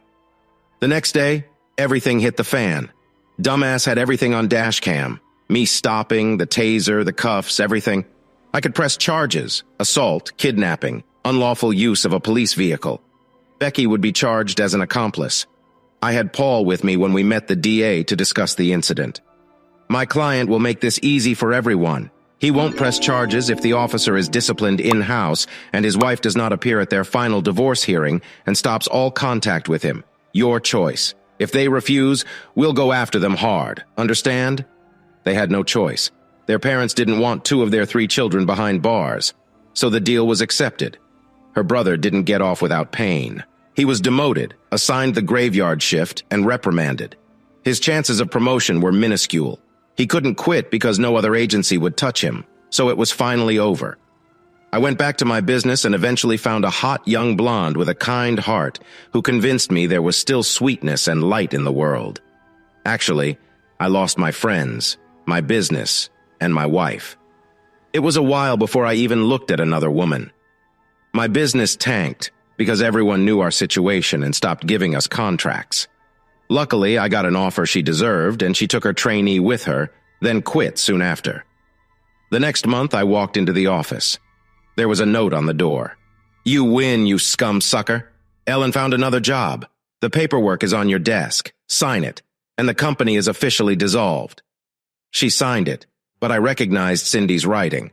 There was actually a little money left, and after I got my half of the house sale, I was in pretty good shape. I could even take a year off if I wanted. I took 2 months, got on my Roadstar, and went rambling. I ended up 3 states down, well below the Mason-Dixon line. It was one of the prettiest cities I'd ever seen, surrounded by mountains with friendly people and a relaxed atmosphere. It felt like I'd landed in the 60s because the people were so laid back. I stayed 3 days, hitting tourist spots and doing research. I checked out a few more towns, but none had the same vibe. So I came back, got a room for a week, and went house hunting. I looked at some condos and apartments, but I preferred houses with decent yards. I found what I wanted. The third house I looked at, a small cottage, 1,200 square feet, 2 bedrooms with a huge yard and a stream running across the back. The house was set a good distance from the nearest neighbor. I rented it for a year with an option to buy. Next, I went job hunting and found work at a small firm catering to up-and-coming and mid-sized companies. They gave me a few small accounts to see how good I was. After a few months, the boss wanted to talk. I had to tell him my name wasn't short for Jason. My actual name was John Charles, but my sister called me JC and then shortened it to Chase. It stuck, and I quit fighting it years ago. When the conversation was important, he used both my given names. John Charles, you've been doing very good work. So good that I wondered why you're here. I checked your resume, and it's all true. I have a feeling you won't stay with us long. So, I'm giving you a new account. A friend of mine owns a very successful regional winery and wants to take his product national. Go talk to him, set up some meetings, and start thinking. This could be very good for all of us. If I grow, I want you along. I was flattered. The vintner was a local who had trained in Italy for 6 years before coming home to take care of his aging parents. He took over their farm and used the north-facing slopes to grow vines he had imported from Italy. He started small, adding acreage and expanding the winery as he could. He now owned at least 3 more farms and had doubled his acreage. He'd won several local and regional medals for his sweet wines and wanted to crack the national market. He had already secured a distributor and needed an ad campaign. I stopped by for an anonymous wine tasting. Most were quite good, some I didn't care for. I introduced myself and asked for Mr. Edwards. He came in dressed in farm clothes. We shook hands and he asked why I hadn't made an appointment. I wanted to taste your product, observe your operation, and maybe work on some ideas. I don't expect you to drop everything to talk to me. I just wanted you to know I stopped by and make that appointment in person. What do you think of my wines? He asked anxiously. I liked most of them, but I'm no expert. I liked them so much I bought a mixed case to take home. While talking, I had an idea forming. I couldn't wait to get back and start developing it. Jacques, as he insisted on first names, had me follow him around while he explained the winery, the origin of the vines, and everything he could think to tell me. I spent 3 hours with him personally. I spent my off time exploring the area, enjoying the mountain roads on my bike. I had some work done to boost its power, and it could really move. I bought a well-used but reliable 4-wheel drive truck for the snowy winters. I kept my car, a Dodge Dart, which was more than enough for a single person. I bought the top-of-the-line turbo package, which was supposed to do over 180, but I never got it over 110. The car and bike were garaged, and the truck stayed outside. One Saturday afternoon, I wandered into a little bar in the middle of nowhere. There were a few bikes out front, mostly Harleys, a Goldwing, and a few crotch rockets. I decided to stop for a beer. The place went quiet for a minute as they could tell I wasn't a local. I ordered my beer and looked the place over. It was old but clean and neat. The patrons seemed to all know each other, and the insults and banter flowed easily. The bartender talked a little after serving the second round. This place has been in my family for 70 years, he said. We have a good reputation. No fights. Nobody bothers anyone, especially women. That'll get you booted faster than anything. I complimented him, knowing the value of a place where people could relax. He liked the praise, said the next round was on him, and left me. A huge bearded guy took the stool next to me. Yours? He asked, looking through the window at my bike. Yeah, he snorted. Another rice grinder. What happened? They don't sell real bikes made in America where you come from? He was grinning to take the sting out. Which one is yours? I asked. He pointed out an older, chopped-out Harley. Nice, right? He grinned. The forks are from Italy. The carbs, if they're stock, came from Japan. The tires from a British firm manufactured in France. Still think it's all American? He stared at me. No kidding. No kidding. Still nice bike, though. After that, half the bar joined the discussion. One guy said his Vulcan was made right here in the U.S. We ended up going out to look at all the bikes. By the time we came back in, I had a new set of friends. I ended up hanging out at the bar most weekends, going on poker runs, just riding in a group. They showed me places I would never have known existed. 3 months later, I got my nickname. I'd been to see Jack Edwards about the campaign we were planning. I wanted to shoot a commercial in his tasting room. It was wood, stone, and glass, with a high ceiling and lots of natural light. After I explained, he was all for it if we could do it on a Monday, his slowest sales day. He gave me a case of wines I hadn't tasted yet just for an opinion. Many of his wines had names linked to the area. Old Mill Red was named for the old grist mill on the edge of his property. Yankee Orchard White was named for a friend's apple orchard.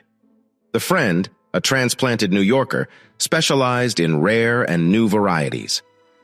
Juice from his Pink Lady apples was mixed with a medium white wine, creating a smooth taste like fresh apples with a hint of grape. It had been a long day, and I needed to unwind. I happened to pass by the bar on my way home, forgetting how I was dressed. When I walked in, there was a moment of silence, followed by laughter and teasing. "Where you been? A funeral?" laughed Fat Bob, the first guy I talked to when I found the place. We had become good friends to the point where I sometimes loaned him my truck when his bike was down. I was about to explain when another voice rang out. It was Amanda Patterson, known in the bar as Baby Doll because she had just turned 20 and was barely 5 feet tall. She was cute, A redhead with a hair-trigger temper and a mouth that could make drill instructors blush. She was sort of a mascot, and nobody hit on her unless she wanted it. "Hi, Amanda. I got all dressed up to ask for your hand in marriage." I got down on one knee while the bar roared with laughter. She turned red and her temper flared. Her opinion of love and marriage was well known, and she hated being called Amanda. "That ain't funny, you jerk! And what the hell are you guys laughing at? Don't make me kick your butts!" That made them laugh harder.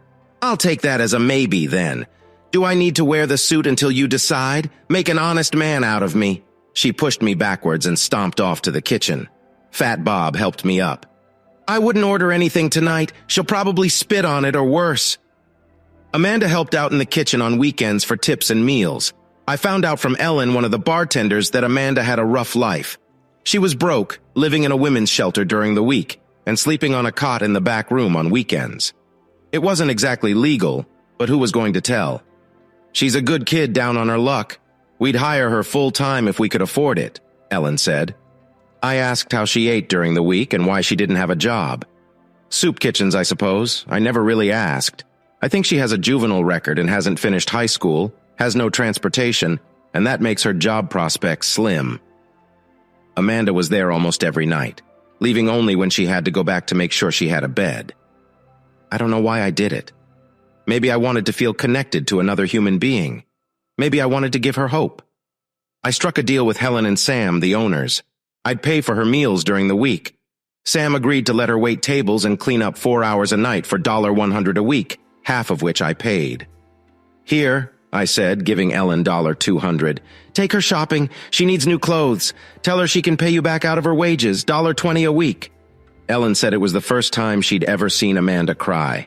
She bought new underwear, 3 pairs of cheap jeans, 4 plain t-shirts, and 2 pairs of markdown sneakers. I thought about how Becky would spend more on a pair of shoes she didn't even like that much, wear them 3 or 4 times, and get rid of them. Becky probably spent more on makeup and accessories in a month than Amanda made.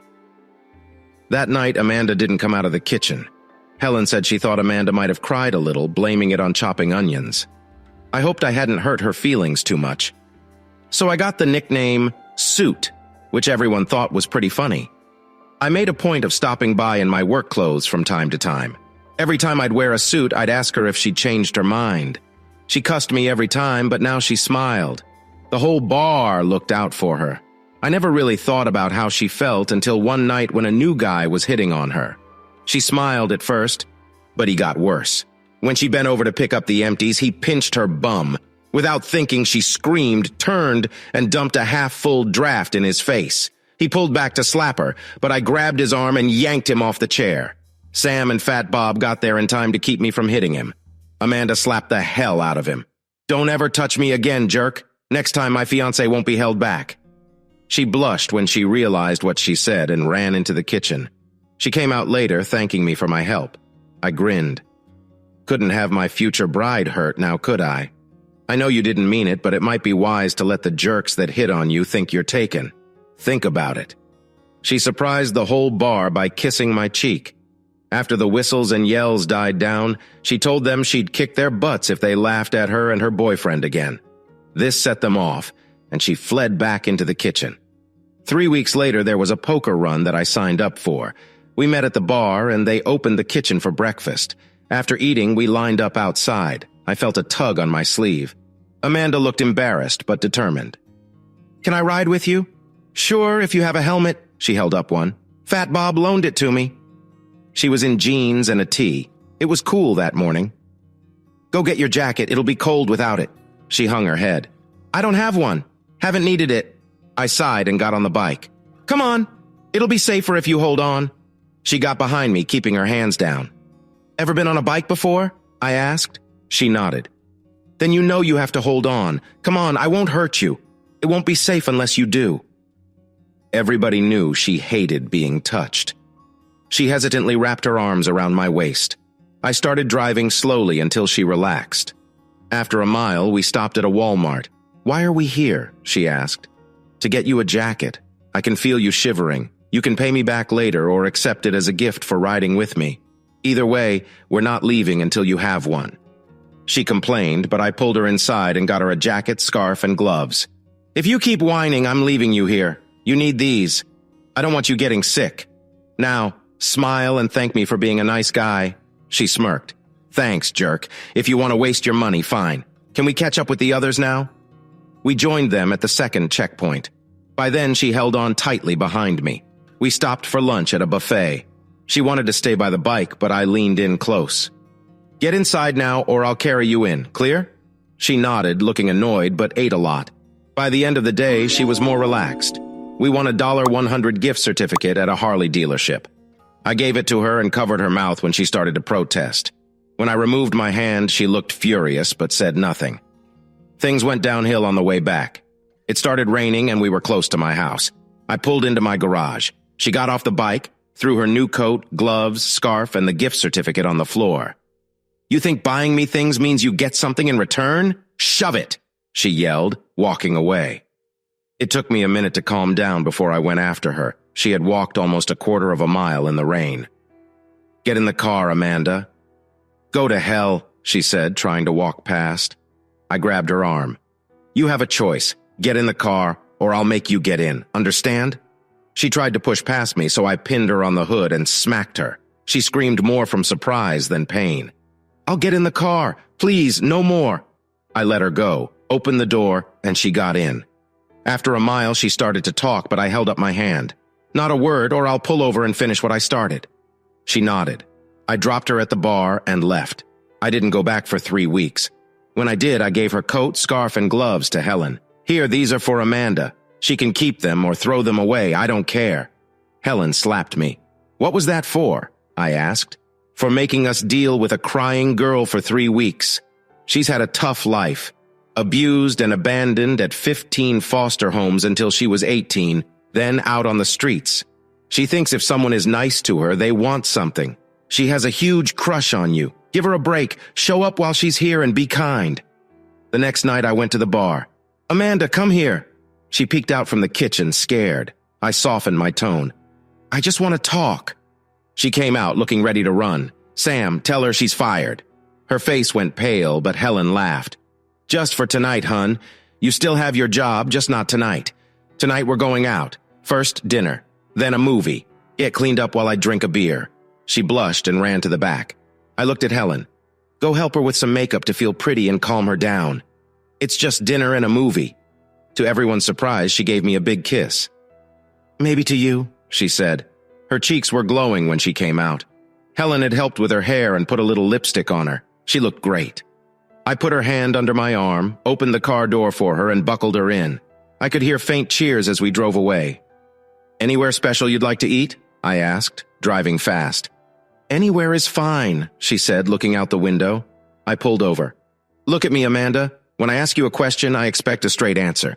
Now, where would you like to eat? Would you like to try something new? Italian, Thai, anything at all?" She looked down. "I've always wanted to try lobster, but you don't have to spend that much." I took her to Red Lobster and got her a plate with lobster in 3 different styles. She was hesitant at first, but grew more confident. She even tried to get me to take a bite. "Sorry, Amanda. I don't like lobster." "Then why did we come here?" she asked, confused. "Because you wanted to try lobster. Besides, I enjoy the shrimp." That made her happy, and she had no trouble sampling my shrimp. After dinner, we went to the movies. She chose a horror film, much to my surprise. After the movie, we went to an ice cream parlor, and she got a large banana split. For a tiny person, she sure ate a lot. Everything was perfect until we passed a bank with the time and temperature flashing. "Oh no, I've stayed out too late to sleep in the homeless shelter. I guess you'll have to take me back to the bar." "All right," I said, driving her straight to my house. She sat frozen as I turned off the car and the garage door closed. "Amanda, listen to me carefully. I have 2 bedrooms. One of them will be yours for the night, and it has a lock. You can sleep in a comfortable bed, take a nice shower. I'll even make you breakfast. No strings attached. Nothing expected. It's up to you. I'm going inside now. If you don't trust me, lock the doors and recline the seat. I'll wake you in the morning." It was 30 minutes before she came in. "Where's the bedroom?" I showed her, gave her a shirt to sleep in, and went to bed, laughing quietly as I locked my own door. She must sleep like a rock because I had showered, dressed, and made breakfast before knocking on her door. "Time to get up, sleepyhead. Breakfast is ready." I poured coffee, plated the ham and cheese omelet, and placed the toast on the table. Just as I was about to give up, she stumbled into the kitchen in my t-shirt, which hung to her knees. She looked like a little girl. Despite being slow to wake up, she cleaned her plate. We stacked the dishes in the sink. "Where do you want me to drop you off?" I asked. "I don't know. I usually hang out at the library until it's time to go to work, but it won't open for 2 hours. I guess you can drop me by the park." I didn't like that idea. "Tell you what, hang out here. I'll take the truck to work and meet you after I get off. You can take the car to the bar, scratch it, and you'd better run for your life. Understand?" Her eyes were huge. "You trust me that much?" I grinned. "You gonna steal from me?" She blushed. "I didn't think so. In fact, I need the oil changed. Think you could drive it to the dealership for me? It's already paid for, so don't worry about that. I'll call them. Will you do it?"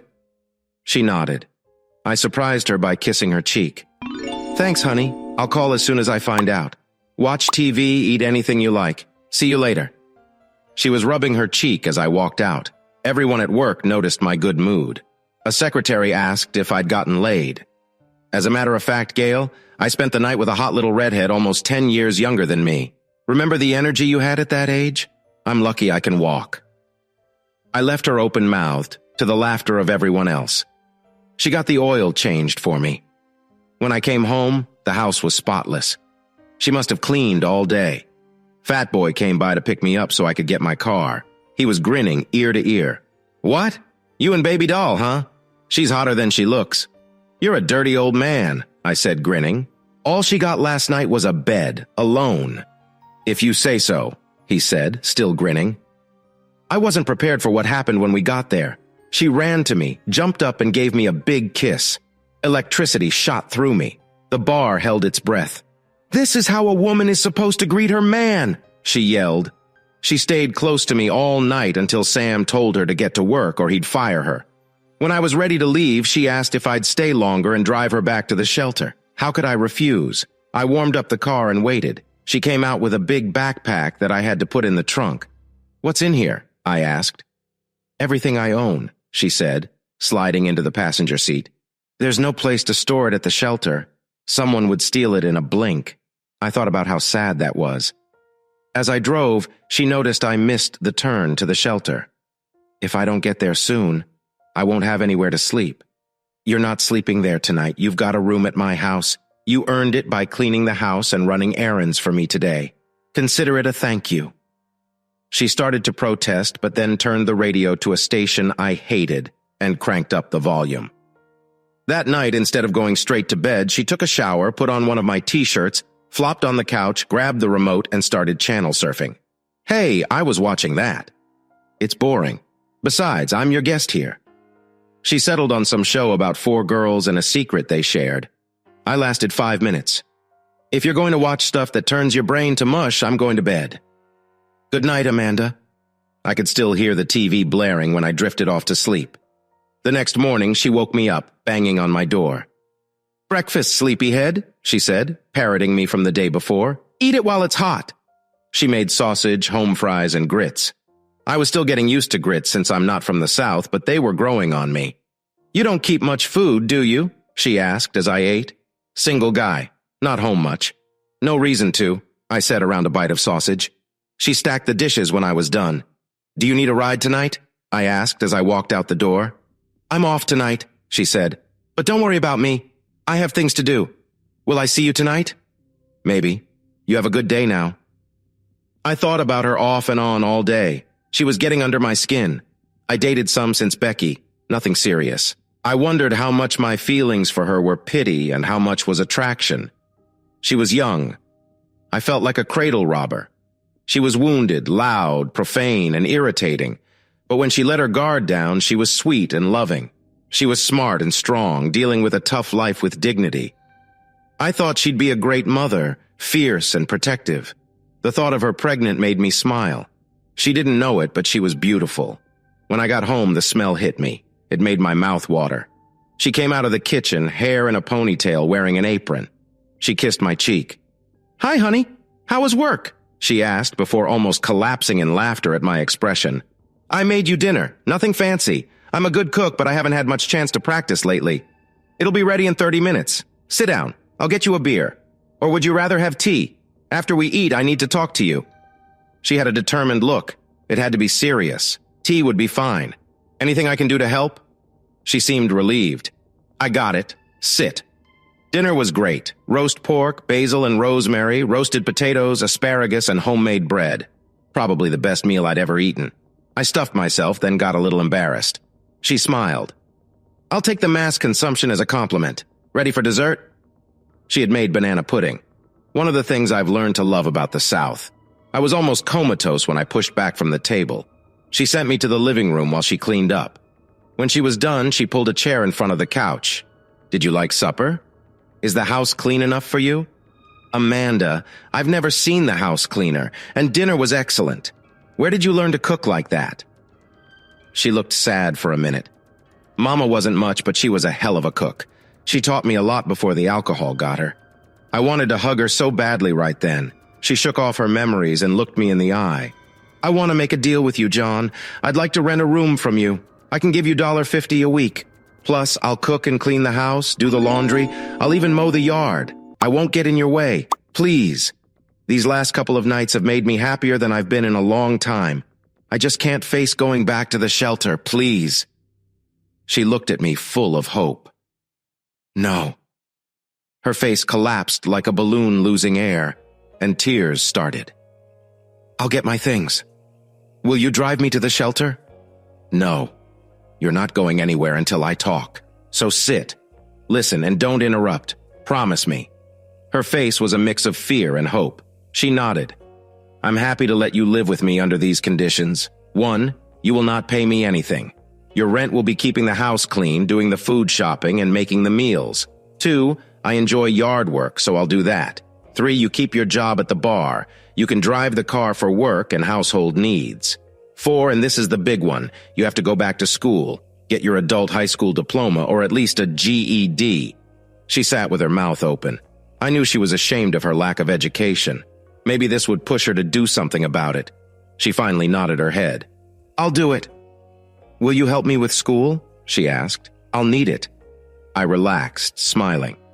"I'll do everything short of doing it for you, deal?" She jumped into my lap, kissing me until she realized what she was doing and jumped back, blushing. "Sorry," I grinned. "One more condition. You have to give me a goodnight kiss every night and one before I go to work every morning. No deal otherwise."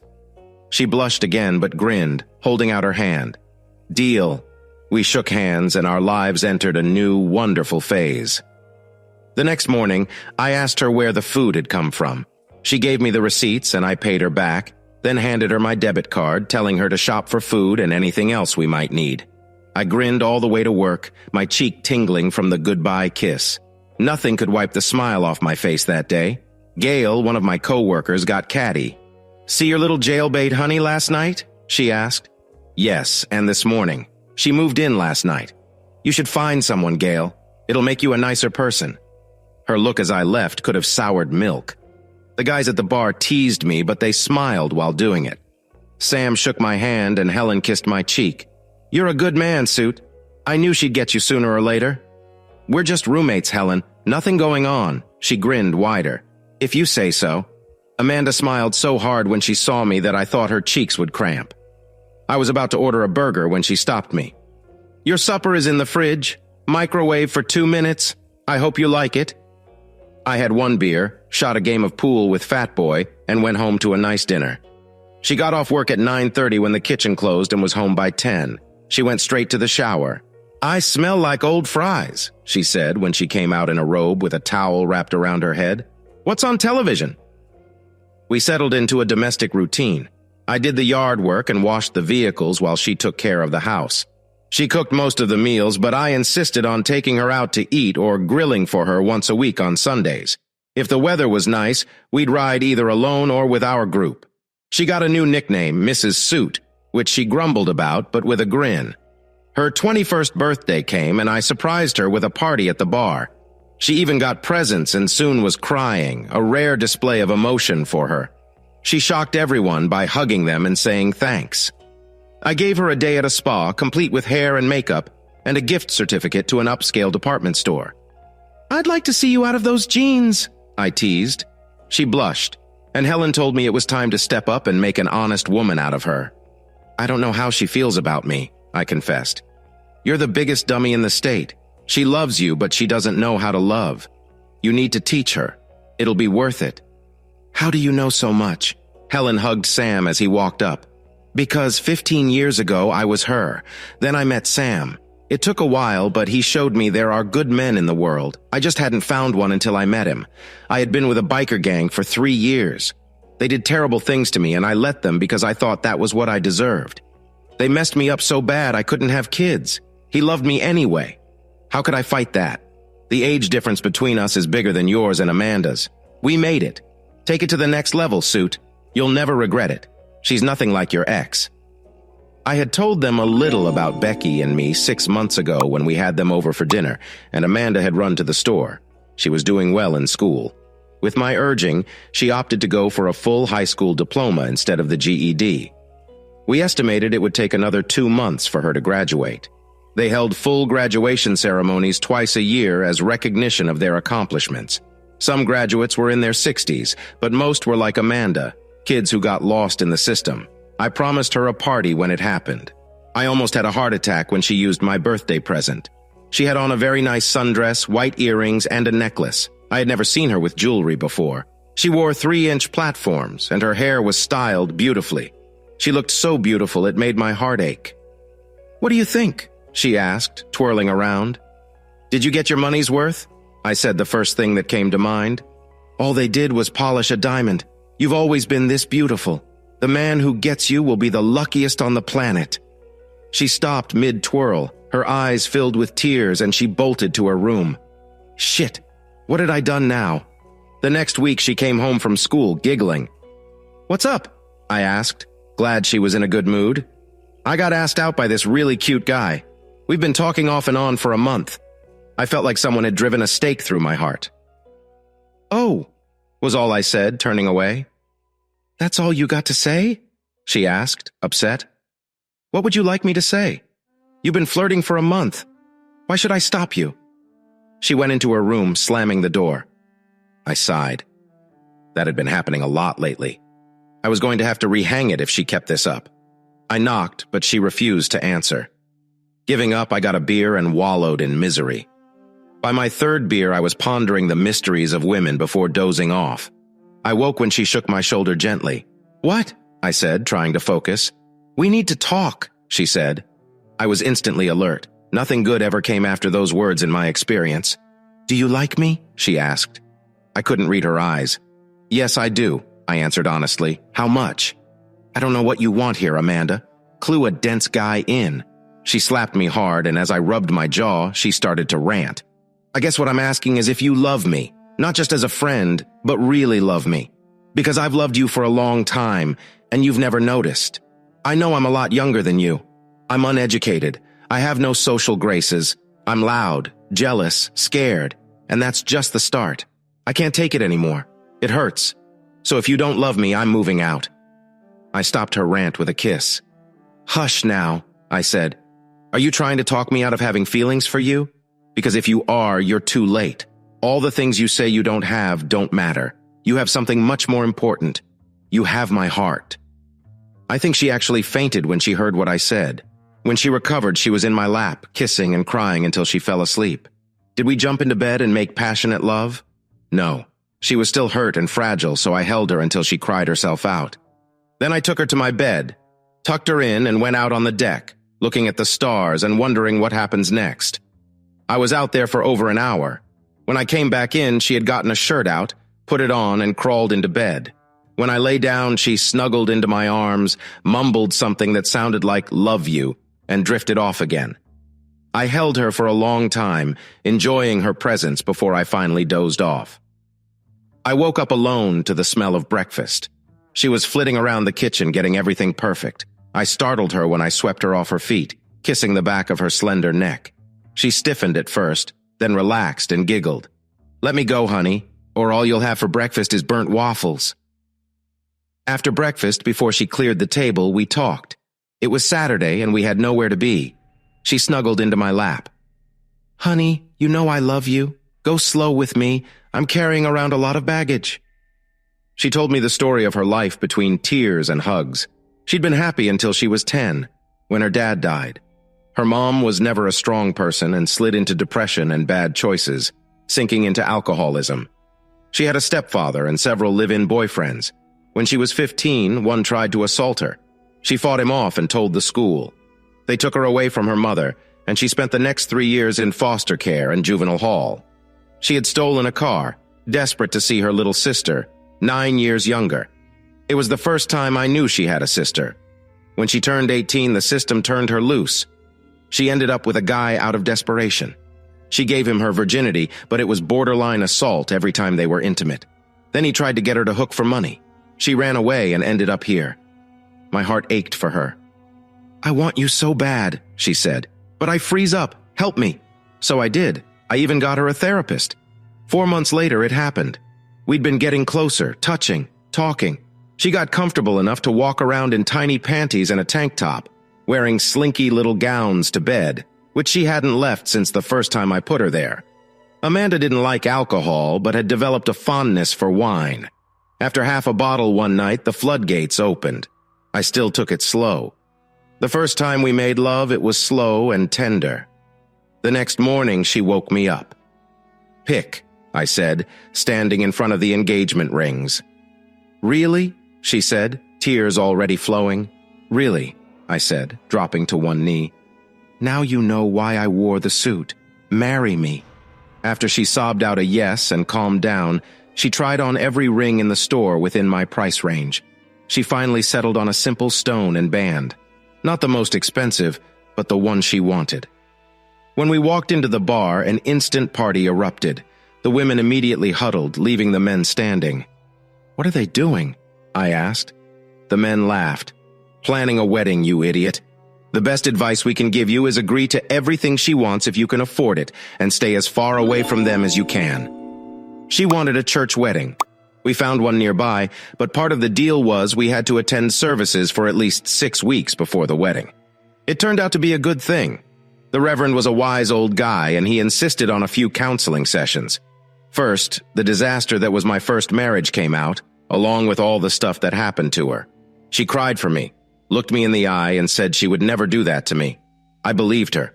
We ended up becoming members, not going every week, but pretty often. I accused her of using it as an excuse to buy more dresses. She hardly ever wore anything else except when she worked. She wanted to keep her job so she'd have money of her own. "The first time you say I don't look good in dresses, I'll stop wearing them," she said, smirking. Now she has so many, she rotates, putting the off-season ones in the other bedroom. I can still shut my eyes and see Amanda walking down the aisle. The ivory lace and silk dress hugged her like a second skin, highlighting her shape. Her thick mane of hair fell down her back, shining in the light. Helen stood as the mother of the bride. Sam gave her away. Fat Boy was my best man. Everyone from my job was there except Gail, and almost everyone from the bar attended. They escorted our limo to the airport on their bikes. Mom was there. She fell hard for Amanda. She had always wanted a daughter. Amanda warmed up more slowly, but when we left, she leaned in and said something that brought fresh tears to her eyes. I asked about it on the way to the airport. I said, "Thank you, Mom, for sharing your son. I'll return the favor with your grandchildren." It seemed to make her happy. Then she distracted me by showing me hints of her wedding underdress. We honeymooned in Belize because I had already been to Cancun on my first honeymoon, and I wanted new memories. It was Amanda's first trip out of the country, or anywhere, really. We had a blast. We enjoyed the beaches, though she stayed under the umbrella a lot due to her fair skin. I loved watching her red hair shine. She surprised me by taking us to a topless beach. Amanda took off her cover, wearing only a tiny bikini. "Shut your mouth, honey," she said. "I wanted to give you something to remember. Walking around almost naked while men drool over me, knowing no one but you will touch me." I'll admit it, I had to jump in the water every few minutes trying to control my excitement. The water was warm, which didn't help. Her small, proportional body made her 32C chest look bigger. Her bum made men stop talking as she walked by. I saw one wife jab her husband over it. We were wild with passion that night. It was intense, but we survived. 6 wonderful months went by. I made her quit her bar job so she could be home with me. She grumbled, but did it. She had a secret smile, and I knew she was up to something. She went back to school to study hospitality and food management. I supported her fully but didn't understand her choice. One day she called me at work, sounding panicked. "Honey, I need you to come home now. It's important." I left immediately. She was pacing, clearly upset. She rushed into my arms, and I got a bad feeling. "Do you love me?" she asked. "Do I even need to answer that?" I replied. She relaxed and took my hand. "I have something to tell you and something to ask. Hear me out before you say anything." She had been looking for her sister, who she hadn't seen since she was 4. "I found my sister. She doesn't remember me. She looks a lot like Dad." "That's great, honey. She'll warm up after getting to know you. Is she in a good home?" Amanda started to cry. "No, she wasn't adopted and was in a bad place. They had to remove her and the others from the home." "Where is she now?" I asked. "She's in the spare bedroom," Amanda replied. After I collected my thoughts, Amanda brought her out.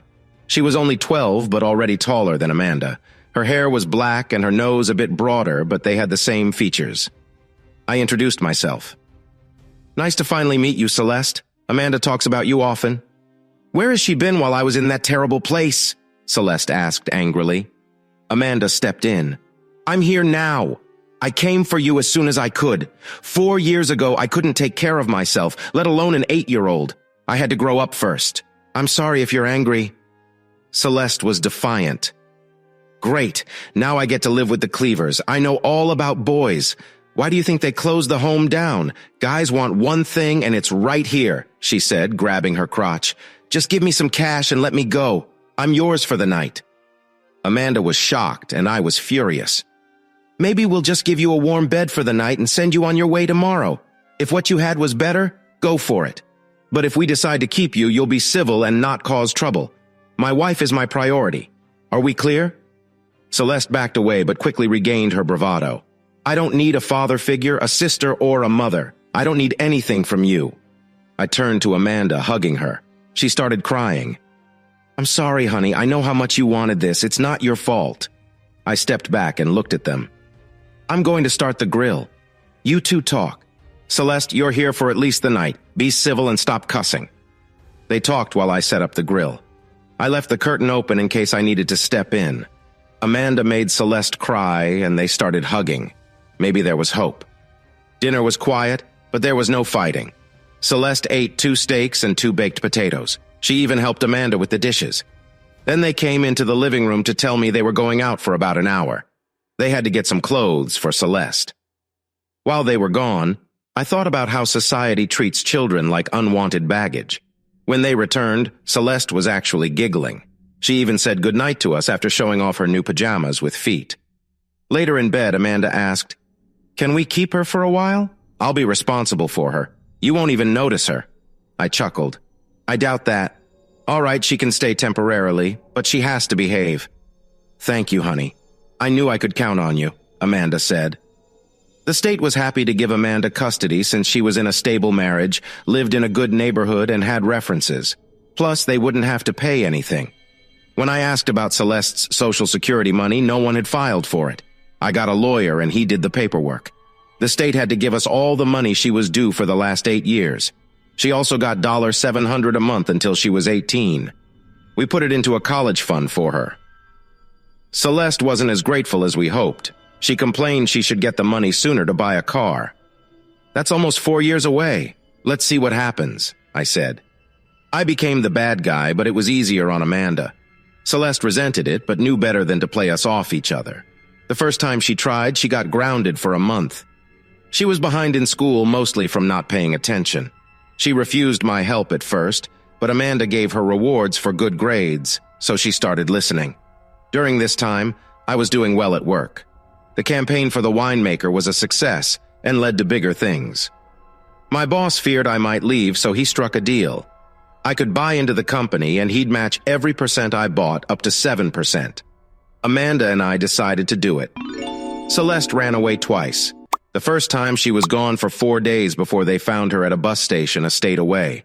Amanda cried the whole time. When Celeste returned, she was defiant and angry. I waited until we were alone to talk.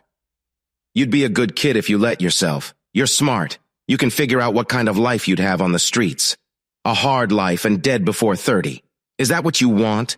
You run again, and you won't come back. In 3 years, you'll be 16. I'll pay your court costs for emancipation, give you your Social Security money, and wish you a nice life. But my wife has shed her last tear over you. Do you understand? I think I scared her. 6 months later, she didn't come home from school. When she finally showed up, she found the doors locked. Thank goodness Amanda wasn't there. I talked to her through the screen door. I've already boxed your things. You can come in and wait for DCS. They'll be here in about 45 minutes. She came in and huddled on the couch, rocking back and forth. Soon she was crying and begging, "Please don't send me away. I'll be good, I promise. I didn't mean to leave. I panicked when I got busted for smoking at school. They suspended me for 3 days. It'll kill Amanda. I didn't know what to do." I was surprised. "You hate smoking. Were you smoking?" "No, but I was with them, cutting class. Please don't send me away." "Celeste, look at me," I said. She raised her head. "You have to learn you have a support system. Amanda loves you. I love you. We're a family. We're here to provide guidance and love. Let us do our job. You should have come to us and told us what you did. We would have punished you, been disappointed, but we wouldn't have stopped loving you." She cried harder and flew into my arms, sobbing. Amanda walked in and asked nervously, "What's going on?" "Our child is growing up, honey. She did something bad, got caught, and came home to tell me about it. I believe she understands what she did and is sorry. I'll let her tell you."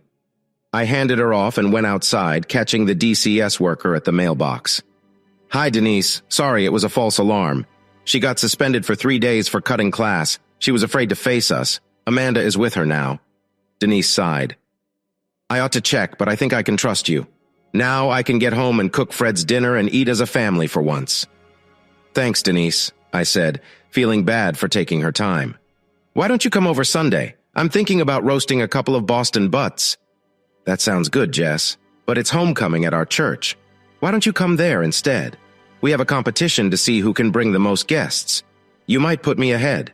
I told her I'd run it by the girls and went inside. Amanda asked, "Who was that?" "It was Denise, honey. She invited us to homecoming. Do you want to go?" "I wouldn't mind. They have a new young reverend. I'll call her and see what she wants me to bring." Celeste watched me grinning. I tried to look stern, but failed.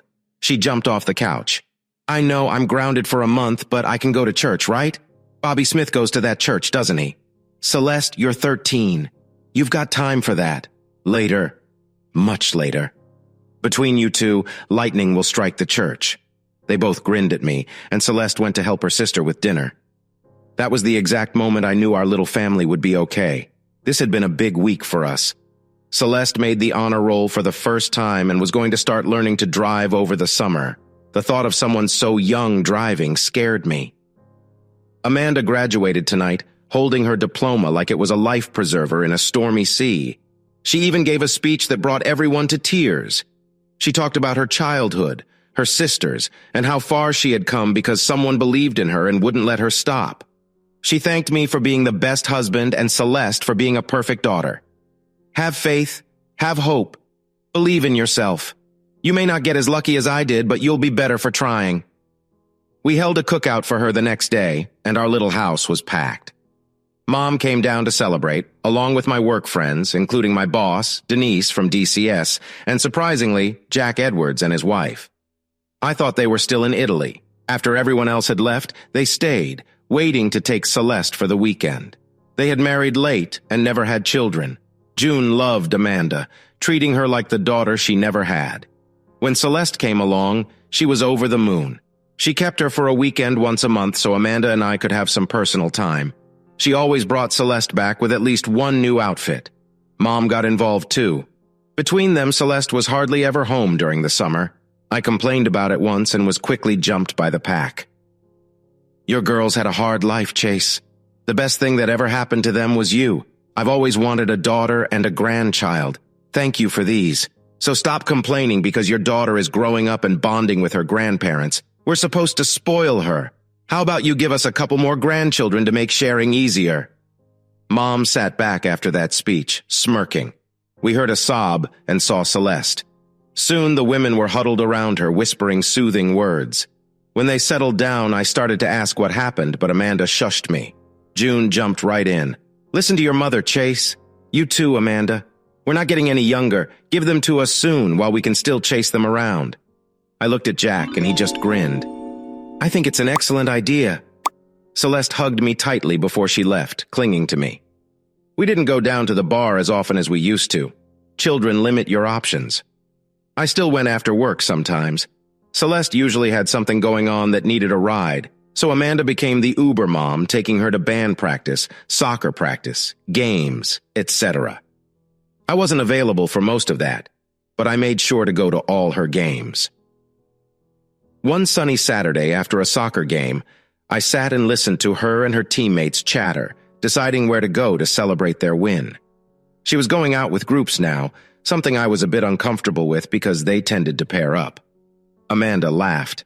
Even if you'd like to stop it, you can't stop her from growing up. This is good practice for dating. Trust her. She would die before disappointing her daddy. It was right after Amanda graduated, and we were at a church function. The kids wanted to go for ice cream, and I walked up. Here's your daddy now. Ask him if it's all right. She looked at me and batted her eyes. Daddy, can I go with Mrs. Jenkins and my friends for ice cream? It caught my heart, and tears started forming. Sure, baby. Here's a 20. She giggled, took the money, and scampered off, yelling, Bye, Mom. Bye, Dad. I'll be home by 7. Amanda had to drive us home after that. It's just easier than explaining every time someone says something. Plus, you treat me like your kid anyway. I like it, she explained, grinning. I liked it too. Our friend Sam had a stroke. Not a bad one, but serious enough that he had to cut back on work. All their friends pitched in, but it was clear Helen couldn't keep up. Amanda came to me one Sunday after church. We were going to ride. Celeste was off with friends. Before we go, I need to ask you something. Let me get it all out before you say anything. It's important to me. I love being mom to Celeste. I love being your wife. But Helen needs help, and I want to use my degree. I've talked it over with Helen and Sam, and they're all for it. I want to go back to work at the bar. Not as an employee, but as a partner. Helen will run the bar with Sam's help. I'll run the kitchen. Will you think about it? I did while we rode. We stopped at the bar, and I looked at it with new eyes. It was in good shape, but could use a little sprucing up. Helen came by, and Amanda excused herself going into the kitchen. What do you think? I think it's a lot to consider. I don't want to lose my wife to a business. You know my past. Plus, we have to consider Celeste, and I'll need to know how much money we're talking about. In the end, I'll probably say yes. She knows I can't refuse her. Helen patted my hand. You won't lose her, honey. She's already got it planned. To where? I asked. She won't be away from you much. Once the startup is complete and everyone is trained, she has big plans. She's even got me and Sam excited. So we talked it over. I had long since let her handle our finances. She was great at stretching dollars. I had a general idea, but she usually paid the bills. Our vehicles were all paid for, even the 3-year-old minivan she used to transport Celeste and her friends. We bought our house when the lease was up. It was small, but suited our needs. We made a hefty down payment, so our mortgage was low. By now, I owned 4% of my company and was making good money for our size. Our savings account was solid, so I had no argument about where the money was coming from. In the end, we owned 30% of the bar. We spent a little money sprucing it up, upgraded the kitchen, and had a grand reopening. Business picked up almost immediately. The old patrons loved the new look, and the new customers liked the atmosphere. The place opened at 11 now to serve lunch. Amanda worked wonders in the kitchen. Gone were the plain burgers and fries. She added new toppings like avocado slices, hot peppers, spinach leaves, and different cheese slices. The hot dogs had grilled onions, mushrooms, hot mustard, and dill relish. Instead of regular fries, she offered home fries, sliced almost like chips and soaked overnight in various flavors.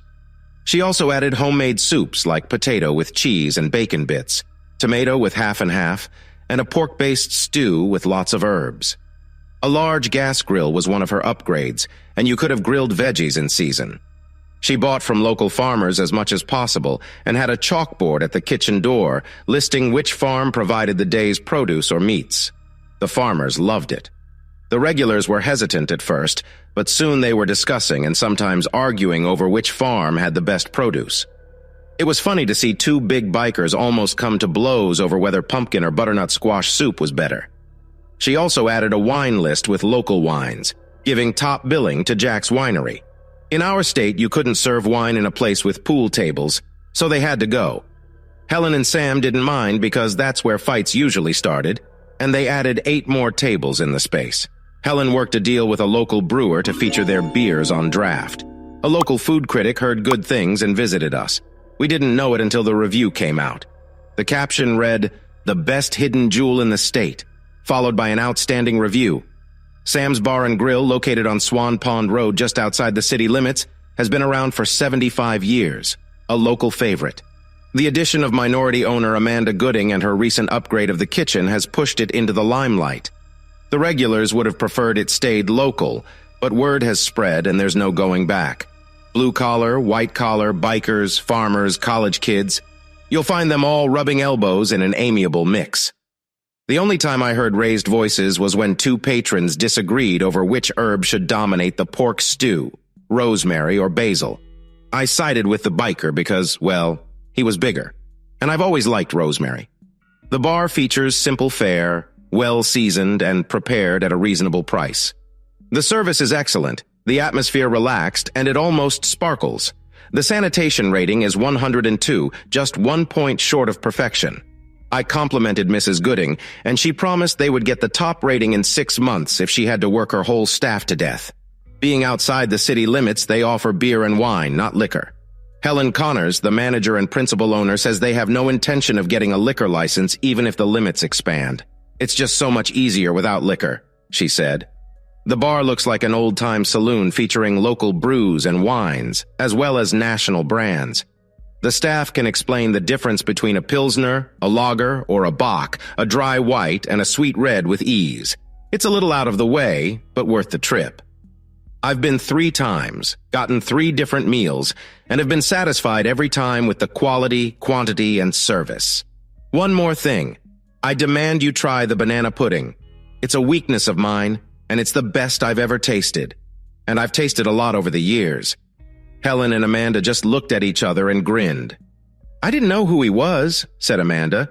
"I just thought he was a nosy customer with a little knowledge." Celeste and I ate dinner there on nights Amanda worked, and she always scheduled her break to dine with us. Celeste wanted to start working there when she was old enough for a work permit, and I had no problem with it. There were a lot of families there now. Most of the serious drinking was done in the bar.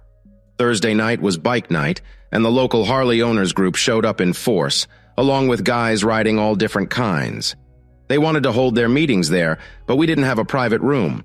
Amanda, Sam, and Helen talked about it, got an architect, and almost tripled the size of the place. Soon, even that space was filled. I was up to 8% ownership by now in our agency. Celeste turned 16. She went to work part-time after school, learning how to cook alongside her sister or mom. Her goal was to attend the local culinary school after graduating high school. She wanted a fast car, but I wasn't going to give a 16-year-old something that powerful.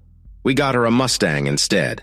Not one of those turbo monsters, but a nice V6. It still went pretty fast. Amanda was almost 26, and I was ready to start our family. She agreed, but wanted to wait until Celeste graduated so she could focus on the baby. Celeste laughed when she walked in on our conversation. "Mom, do I look like a baby? I can take care of myself.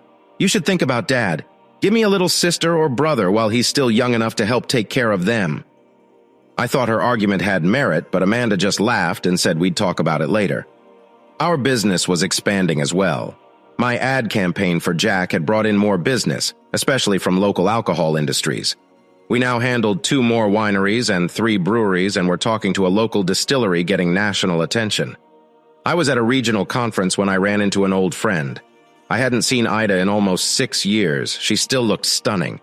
I saw her first and snuck up behind her. "Still got a thing about color lines?" I teased. "I got tired of waiting for you. But there are a lot of white boys here practically drooling over you." I hugged her from behind while talking. She was shocked at first, but returned the hug when she realized who it was. "Jess, it's good to see you. How are you? Where have you been? You just disappeared. I've missed you." There were times I needed good advice and a friend. We got a table and talked for an hour. She was divorced. Her husband had cheated on her and she caught him. He wasn't as rigid over color lines as I was. She caught him with a skinny blonde. They went to counseling, but she got pregnant and he left. I took her hand. Sorry, Ida, I know how it feels.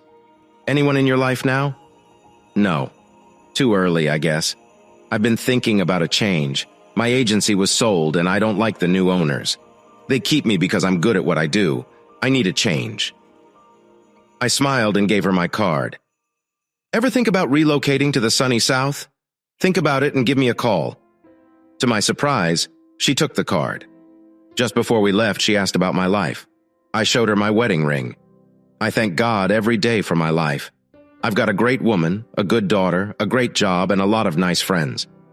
I showed her pictures of Amanda and Celeste. She looked at them in wonder. How did you end up with a woman this beautiful?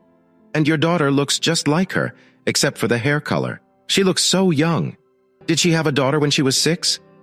I laughed and explained. She hugged me, genuinely happy for me. Later, I realized neither of us mentioned Becky. Not once. 2 months later, my boss called me into his office and tossed a resume at me. Look this over. She gave you as a reference. Is she any good? I looked at it and grinned. I might have trained her, but she's a natural. She's better than I am now.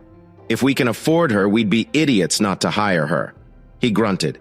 Hire her, then have her report to you. Now I have something serious to talk about. I haven't told anyone yet.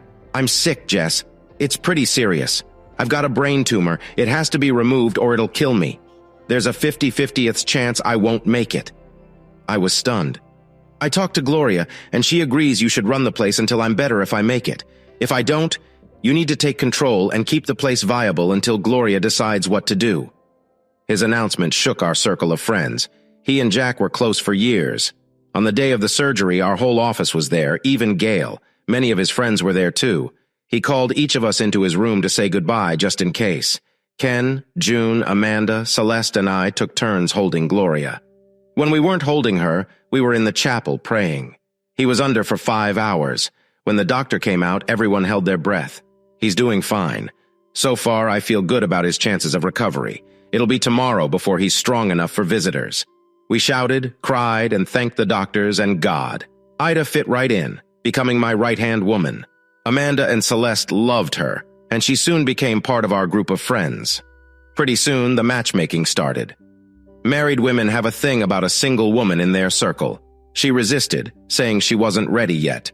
She spent a lot of time at the bar, and soon everyone knew she was our friend, making her their friend too. One day, a friend invited her on a poker run.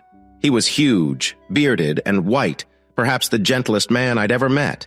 In a social situation with kids, they clustered around him like he was the Pied Piper. His wife turned out to be a cold, conniving woman having multiple affairs before he found out. It destroyed him, but he found solace in our community.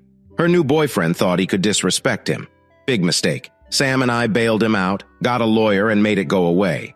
But the damage was done. It had been 18 months, and he still wasn't ready to date. Ida surprised us all by accepting a date with him to get to know each other. It must have been a great date because they were both smiling like crazy on the poker run.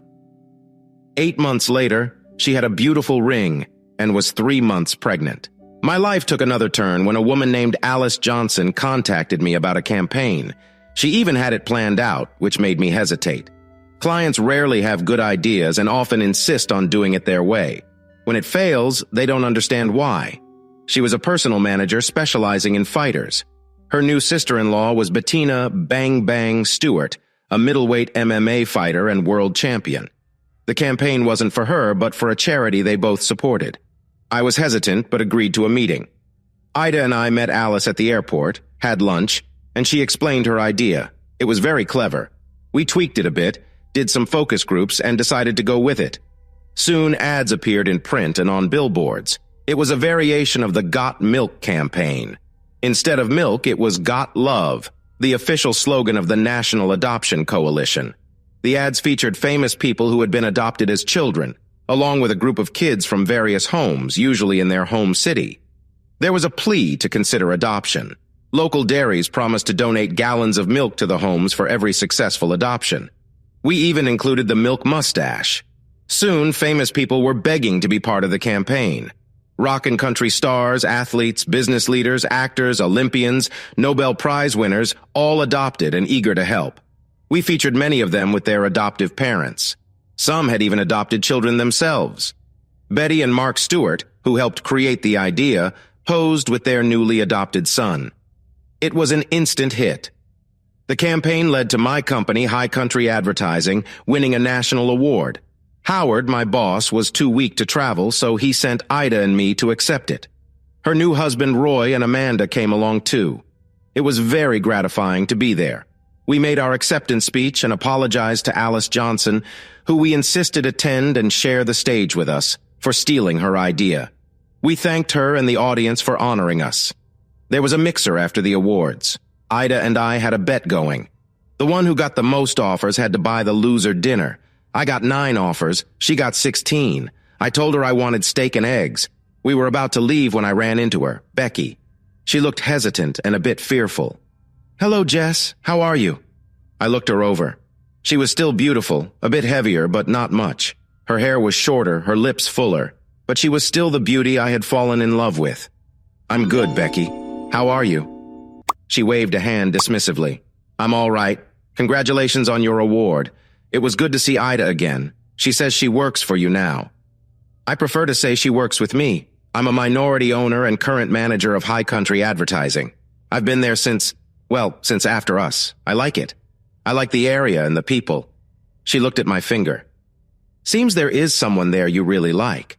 I smiled and rubbed my ring. "Yes, there is. I see you found someone too." She had a huge rock on her finger. She twisted it nervously. "I have, and I'm content. But Jess, late at night when you're lying next to her, do you ever think about me? If you had just forgiven me, we'd still be together." I sighed. "I used to think about you a lot. But then I met Amanda, and you became a distant memory. I haven't forgotten you. Sometimes something will trigger a memory of happier times, but it's fleeting." She suddenly grabbed my hand. "We could start over. I'd leave him in a minute if you'd take me back. I've never gotten over you. We were meant to be together." I heard a sharp intake of breath behind me as I gently removed her hand. "No, we weren't, Becky.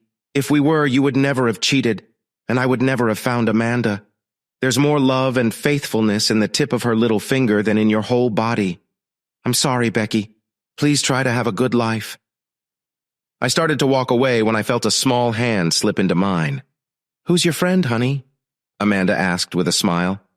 "This is Becky, someone I used to know in my old town. Becky, this is my wife, Amanda." They didn't shake hands, just stared at each other. I looked at them together. Becky in her mid-30s in a simple black dress, and Amanda at 26, still youthful in a green floor-length gown matching her eyes. Her copper-red hair cascaded down her back. I was amazed at how lucky I was. Amanda broke the stare and turned to me, smiling. "Honey, I know it's early, but would you take me back to the room? I seem to be having an evening bout of morning sickness." She stopped, put her hand to her mouth, and giggled. "Oops, I was going to surprise you tonight. Too late now. Congratulations, honey. It's a boy." I heard a gasp behind me, but the only thing that mattered was right in front of me. I gathered her in my arms, kissing and crying while she giggled. She finally had to tap on my back to make me let go. There was a huge celebration at the bar. Amanda smiled and thanked everyone. "I just wanted to make sure I had your full attention," she said. "I know who you were talking to in New York. If I ever see you in the same room with that woman again, I'll make you regret it. Do you understand?" She was squeezing me now. I made a serious promise that it would never, ever happen again. She let go and whispered in my ear, "Thank you, honey." And I heard what you told her. It was so sweet. Besides, you're going to need those promises. I still want that girl. Hey, listeners, if you enjoyed watching this video and want to stay updated with our latest content, don't forget to hit that subscribe button and turn on notifications. You won't want to miss out on what's coming next. Thanks for watching, and see you in the next video with Queen Cheating Tales.